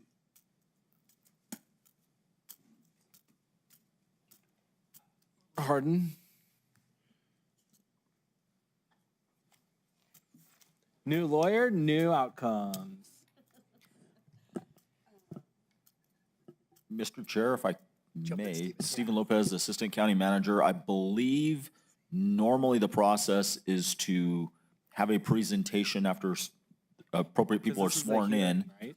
and then hear from the person who's appealing, hear from the other side, and then take the motion and go into closed session. But We can do it the anyway five of you can because- tell me better. Well, and I think this is a hearing, so we are hearing this, and then we make a motion. So I think that is correct. So if you are all okay with that, as you are all the board, I think we'll go ahead. I have it right here, ma'am. Thank you so much. I appreciate you so much today. You have so much support here, Mr. Chairman, to help you. I feel the love today, so this is great. With that being said, yes. Sorry, I'm Yes, sorry of to course. interrupt.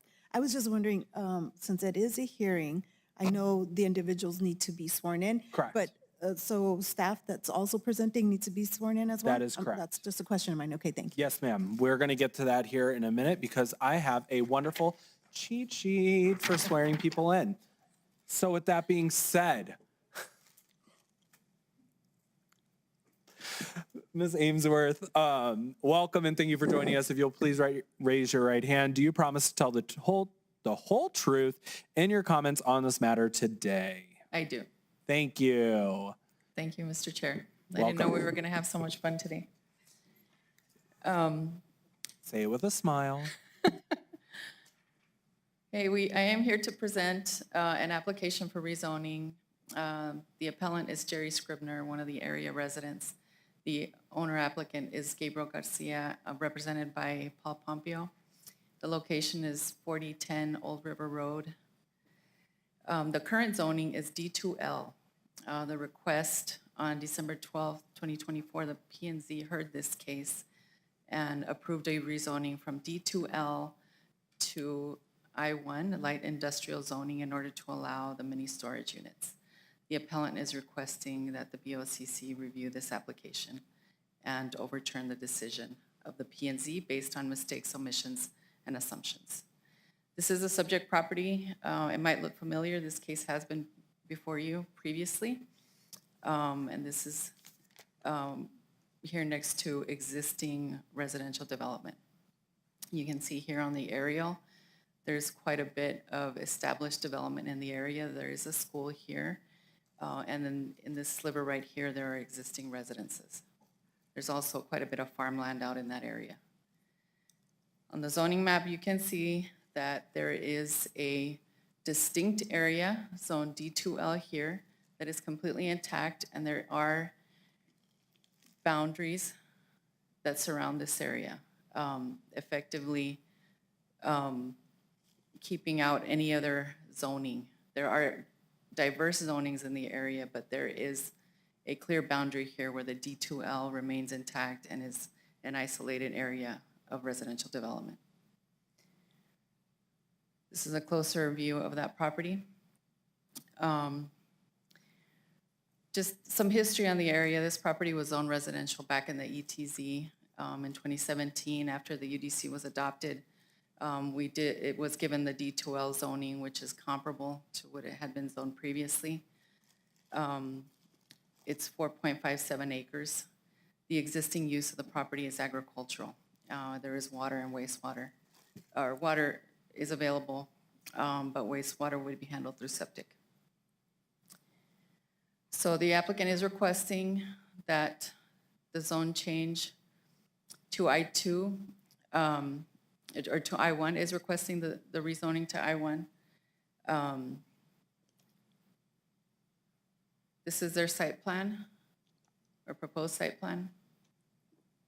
We did send notifications to area residents, published notice as required, signs were posted on the property, and several letters in opposition were received and should have been in your packet or received subsequently as those letters came in.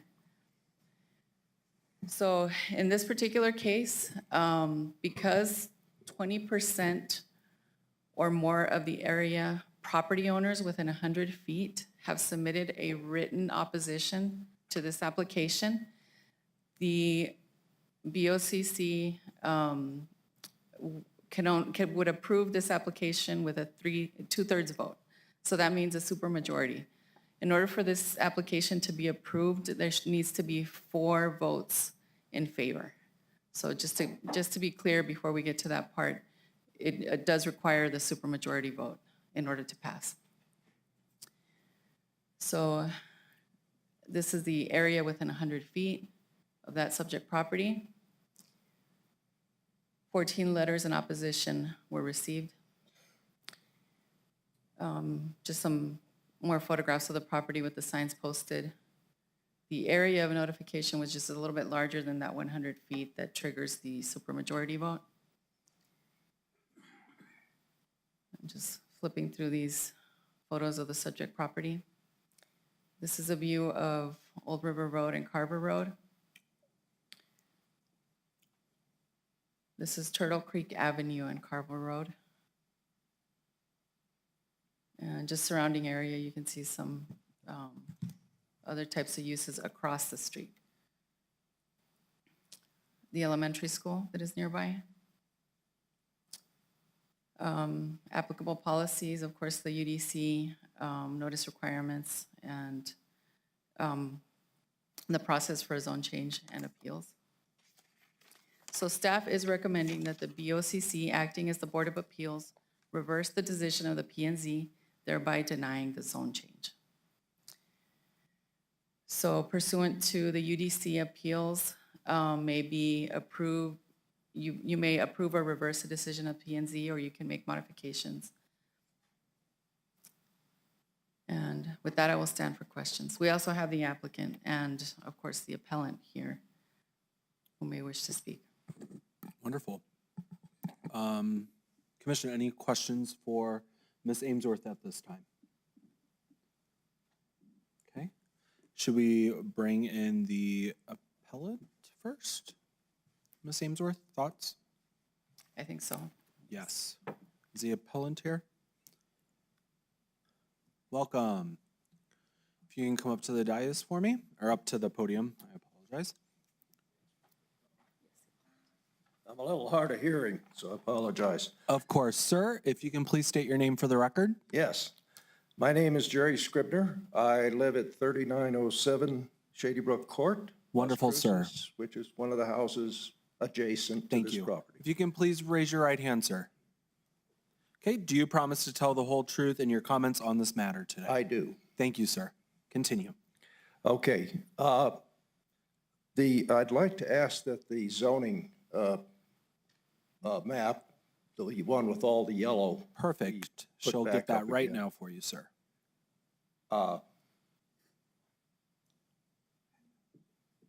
There we go. Perfect.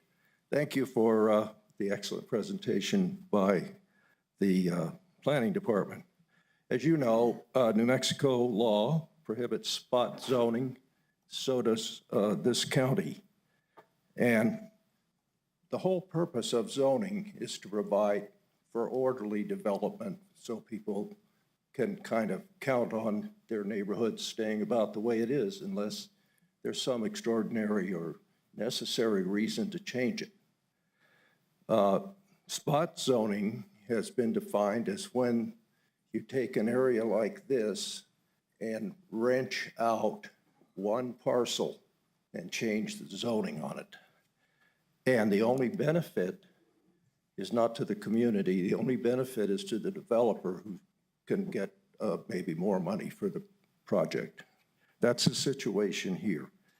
As the map shows, this Carver Road community, all that yellow, including the lighter yellow, are all either residences that are already built some years ago, or they're scheduled to be residences, including multi, more than one family. So there's no community benefit to having more storage units on that parcel. Just on the other side of the school is a commercial zone with storage units. It's less than 300 yards away. There are 3 more storage units, all within a radius of less than a mile. We don't need more storage units, and they don't benefit the area. 40 neighbors signed this petition that and I'm appearing on behalf of them. some would like to speak also. So the planning department has rejected this twice. You're only hearing about the second time, but this was heard earlier, less than a year ago, and planning department rejected it as spot zoning. The P&Z rejected it as spot zoning. You rejected it as spot zoning. It came back and it's almost identical. Instead of the previous request to be commercial, it's now light commercial. It's the same show. You know that we are dealing these days with, at the national level, a lot of lawlessness, a lot of people not following the law, and not having much respect for the civil servants that carry out the law. So we're here today asking you to follow New Mexico law, follow the county law, and respect the quality, the dedication, and the work that your planning department has put into this, and honor their recommendation that this be denied. Thank you. Thank you, sir. At this time, I will bring up, thank you, sir. I appreciate you. At this time, I'll bring up the property owner or the representative. And if you can please state your name for the record, sir, and then I'll swear you in. Good afternoon, Commission. Paul Pompeo, Sauter Miller and Associates. Thank you, sir. Do you promise to tell the whole truth in your comments on this matter today, sir? Yes, I do. Thank you. You may continue. Good afternoon, Board. In my presentation, this was a presentation that I presented to the Planning and Zoning Commission. I believe you've all had your packet and all the information contained herein. I don't want to be repetitive, but I just want to touch on a few points that were presented by the appellant in this case. It's our contention that when we resubmitted this to Planning and Zoning, based on the changes that we had made, that board fully vetted this, discussed it, and came out with an appropriate decision, in our opinion. With that, Mr. Chairman, I'll touch on a few items.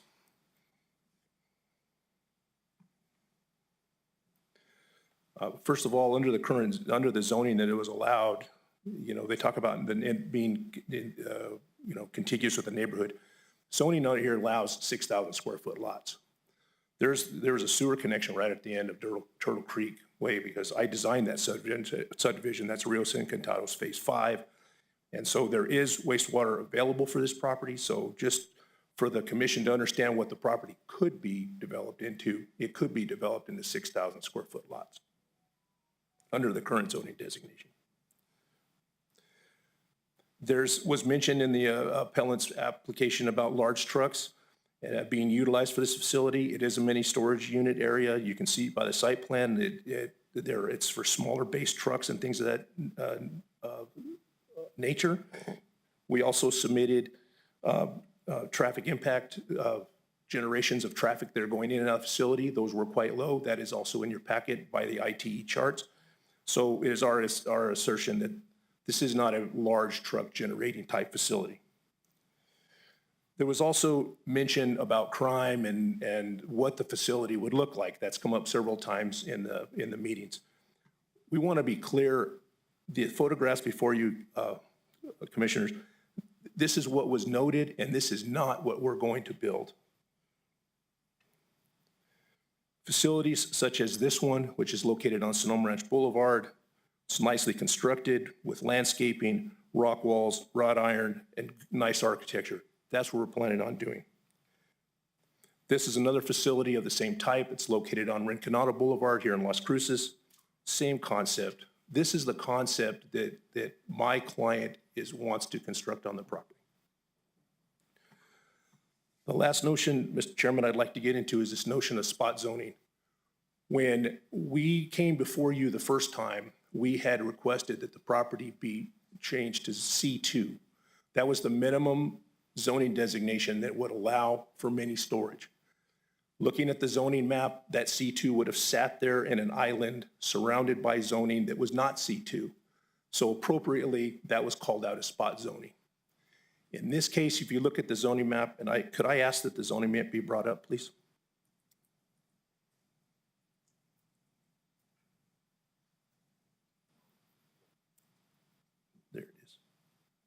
Thank you. In this case, the property that we're planning on zoning is directly adjacent to and connecting to I-2 zoning, which is in the purple, which is directly across the street. So although it is a point of contention, by definition, it's not spot zoning because it is contiguous to an existing zoning which is directly adjacent to the property. With that, Mr. Chairman and Commissioners, I just wanted to touch on those items. I would be happy to answer any questions you might have. I would also like to let you know that the developer of the property, Mr. Garcia, is in attendance today. He doesn't have anything specific to add to this presentation, but he would be happy to answer any direct questions that you might have of him. With that, Mr. Chairman, that concludes my presentation. Thank you. Thank you very much. Okay, with that being said, Commissioners, do you have any questions, comments, or concerns to either the appellant or the property representative or to Ms. Amesworth at this time before I ask for public comment? Commissioners? I'm seeing no questions at this time. I will ask if, can I get a show of hands who in the public would like to give comment today? 1, 2, 3. 3 of you. Perfect. I will ask that you all come up and get in a line, and I will have you sign the book to your left. I will ask that we put on a time clock for 3 minutes each. If you can please be mindful of your time today as well as ours. Come on up, and I will swear you in while you're in a row.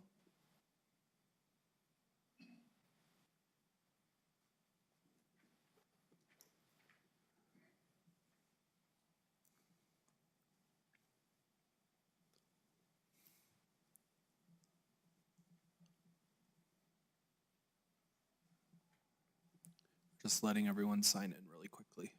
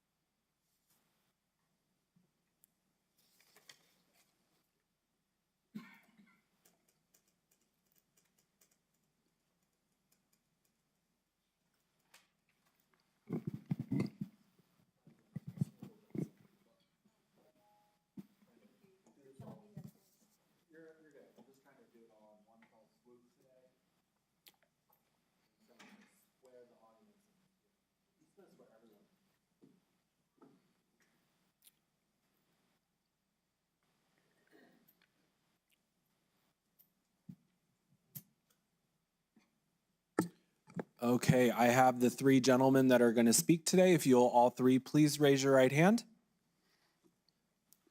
Thank you. Okay, do you promise to tell the whole truth in your comments on this matter today? I do to the best of my ability. Oh, okay, thank you all for giving a yes. Okay, sir, you do have 3 minutes. If you'll please state your name to the commission and then proceed with your comments. My name is Horacio Bernardo Sanchez, and what I'm here for is that I totally disagree with this, because for one thing, Carver Road's not being addressed. Carver Road's a little 2-lane road, 21 foot of pavement, and between utility poles, 38 feet. We're seeing a drawing of a zone that's been, of a storage facility that's been put been applied for. The application that they're showing us and the application that we got are 2 different things. This was just brought up at what they're wanting to do. But there is no curbs and there's no entrance to that place. They're going to come off the road, and when the drawing doesn't show that, but it's a 28.33% if you come off with an emergency vehicle off the first one. The one that comes off of Old River Road, it's going to be 16.66 drop off the grade. Okay, then they show in that drawing that they're going to have a 10-foot dedicated road, but it doesn't show it as a shoulder. It shows it down below. And also, in the future, when you guys build stuff or you approve things, we need to look at the future. Everybody wants ADA stuff. Everybody wants bicycle lanes. Why should we be doing that when that's not been approved? If you look at the sanctuary subdivision, it has entrance and exit on both ends of it, and it works great. Whoever designed that and whoever approved that did a good job. That is how you move forward. Where that's at with a school, with the congestion that's there, is horrible. And we shouldn't be putting any more businesses in there with that, going forward. And I did have some pictures to show you. I don't know if my time clock's gonna allow it. Ma'am, can you get those up? Will, can we put the video?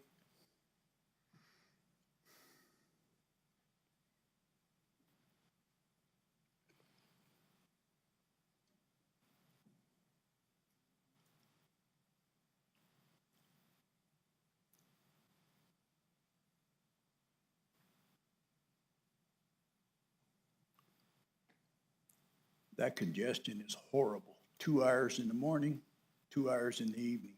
340 cars go into that school, 340 cars go out of that school. There's never been, I don't think that they've ever done a traffic count on Carver Road.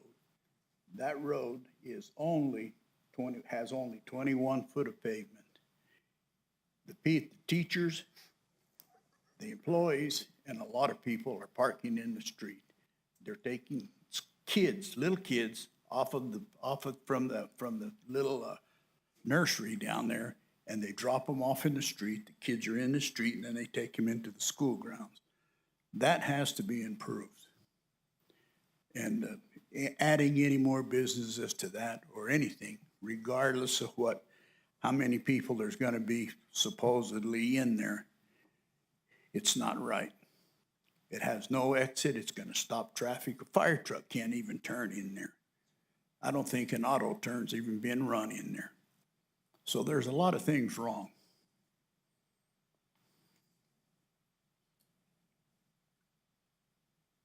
I mean, it's a super congestion.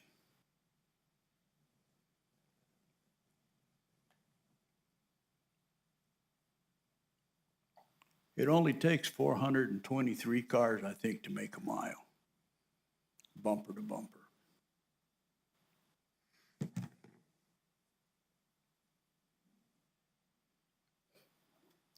Right there, it shows no shoulder to exit onto Old River Road. It shows the sidewalk down there on the bottom, not alongside the top, because it goes off into an embankment. There's also a problem that could happen in that floodplain, because some of that property it's zoned in the no flood area. But when you go over that flood zone and you change that plane, then you're going to have that amended from FEMA.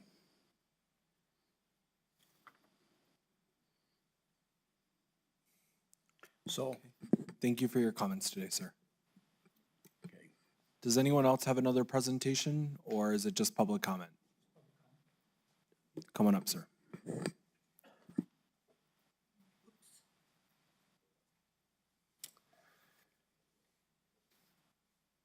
Okay, thank you for letting me speak. I'm strongly opposed to this zoning change to create a storage facility, because I think it's too close to the school. It's very close to the school. We even saw that last picture up there where it's a school zone. It's inside school zone. And industrial zoning designation next to a school creates a lot of concerns for me. There's a safety issue that we just saw with the added traffic with the kids running around. That's dangerous for the kids. We have an environmental issue with the noise pollution and air pollution and other issues, as well as the crime. It's really big time up there. We get a call every week for a crime for the other storage unit down the road. This is going to be within less than 100 feet of the school. This is crazy. Says, I urge this commission to put the safety and well-being of our students and residents first by rejecting this zoning commission. Many concerned citizens and I strongly request that you explore a different location. It's too close. Storage units don't support educational growth, student focuses, or community development. Community deserves a better investment that enriches learning and enhances the public space. I vote to approve this storage facility zoning, prioritizes a single individual's profits over the well-being of the future of young kids. We are already at 50th in the United States in school learning. The United States is 40th in the world, so we're in big trouble.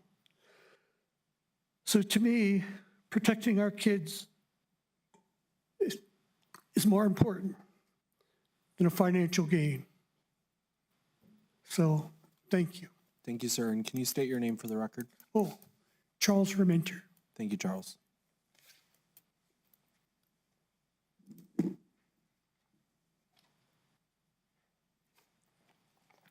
Good afternoon, Chair, Vice Chair, and Commissioners. Thank you, sir. My name is Larry Gonzalez. I reside at 3906 Shady Brook Court, which my front yard would face slightly to the right, to the back side of this proposed zone. My wife and I strongly oppose your decision on the approval of the zone change at 4010 River Road. And first of all, I just want to make a small comment about the lighting that he proposes to use on the storage units, which will still affect the night sky. There's a term called albedo, which is a scientific, it's not a scientific, it's a measurement of light that reflects off the surface of anything. And it is determined that about 20 to 30% of the light will reflect on the ground and the surrounding objects back up into the sky. And that is called sky glow, which will still impact, all the surrounding area and your sky, of course. So that's just for you to know that light doesn't know any boundaries. It will go back up. But the most important thing is the zone change request of the property at 4010 River Road was deemed and classified by Albert Casillas as spot zoning. As you all know, he's the senior planner for the Doña County Community Development. And I believe him to be a professional and expert in his field. Otherwise, he wouldn't be there. So the approval of this zone change at 4010 River Road is prohibited by definition in the rules and laws written in the Doña Code by you, the commission. And this word prohibit has a very definite meaning, which means forbidden, banned. This approval is a total disregard of the code and law that this commission was elected to protect and uphold. Thank you. Thank you, sir. Ms. Amesworth, if you'll join us back up here. Commissioners, any comments, questions, concerns for any of the presenters today? Ms. Amesworth? Seeing none, would someone like to make a motion to go into closed session to further deliberate? Sorry, I moved to go into closed session to deliberate. Okay, we have a motion to go into closed session to deliberate this case. Second. And we have a second. Brandy, if you'll roll call us on going into closed session, please. Commissioner Gameros? Yes. Commissioner Reynolds? Yes. Commissioner Sanchez? Yes. Vice Chair Chaparro? Yes. Chair Shalja Hernandez? Yes. Motion carries. We're in closed session. We'll be back shortly. Thank you.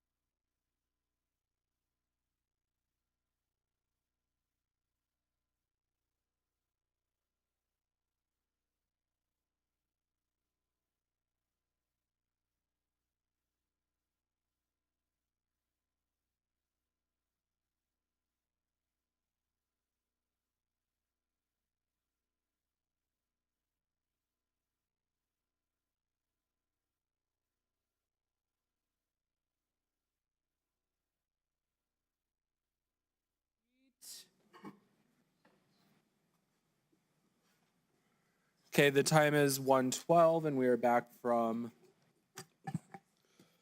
our closed session. Commissioners? Mr. Chairman, I'd like to make a motion. Mr. Chair, point of order. Yeah, we just Let need the record show that nothing was Thank you. discussed in closed session that wasn't approved by the motion to go into closed session. I appreciate that. Okay. Okay, now you can go. Thank you, Mr. Chairman. Like to make a motion to design a zone change of the subject property from D2L to I1 based on the following findings. The industrial zoning would constitute a spot zoning within the area of D2L, specifically the buffer that had been noted on Carver Road within the area, which was noted as a boundary. The second is the proposed industrial zoning is not compatible with the adjacent D2L and existing residential development in the area. Thank you, Commissioner Sanchez. Do we have a second? Second. Okay, we have a motion and a second. Any discussion, commissioners? Seeing none, Brandy, if you'll roll call us on that, please.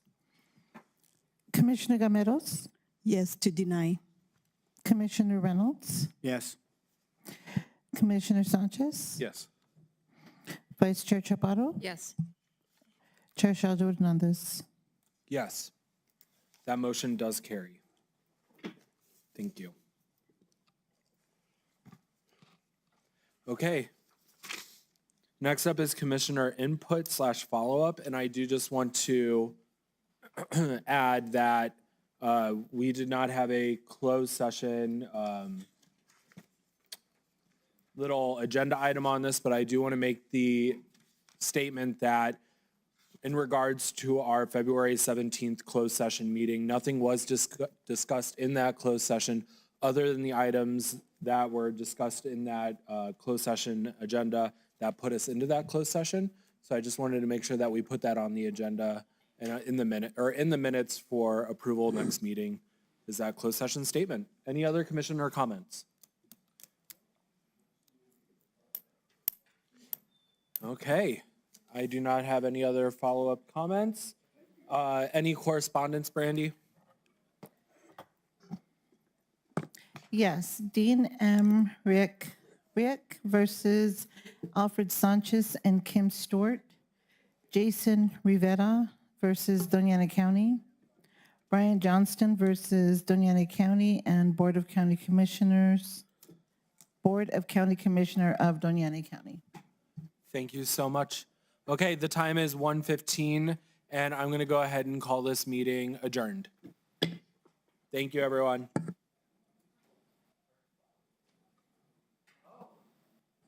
We do have a closed session. Yeah. We'll just look at closed session. Unless we don't want to have it today, we want to do it. I know we just went off the air, so.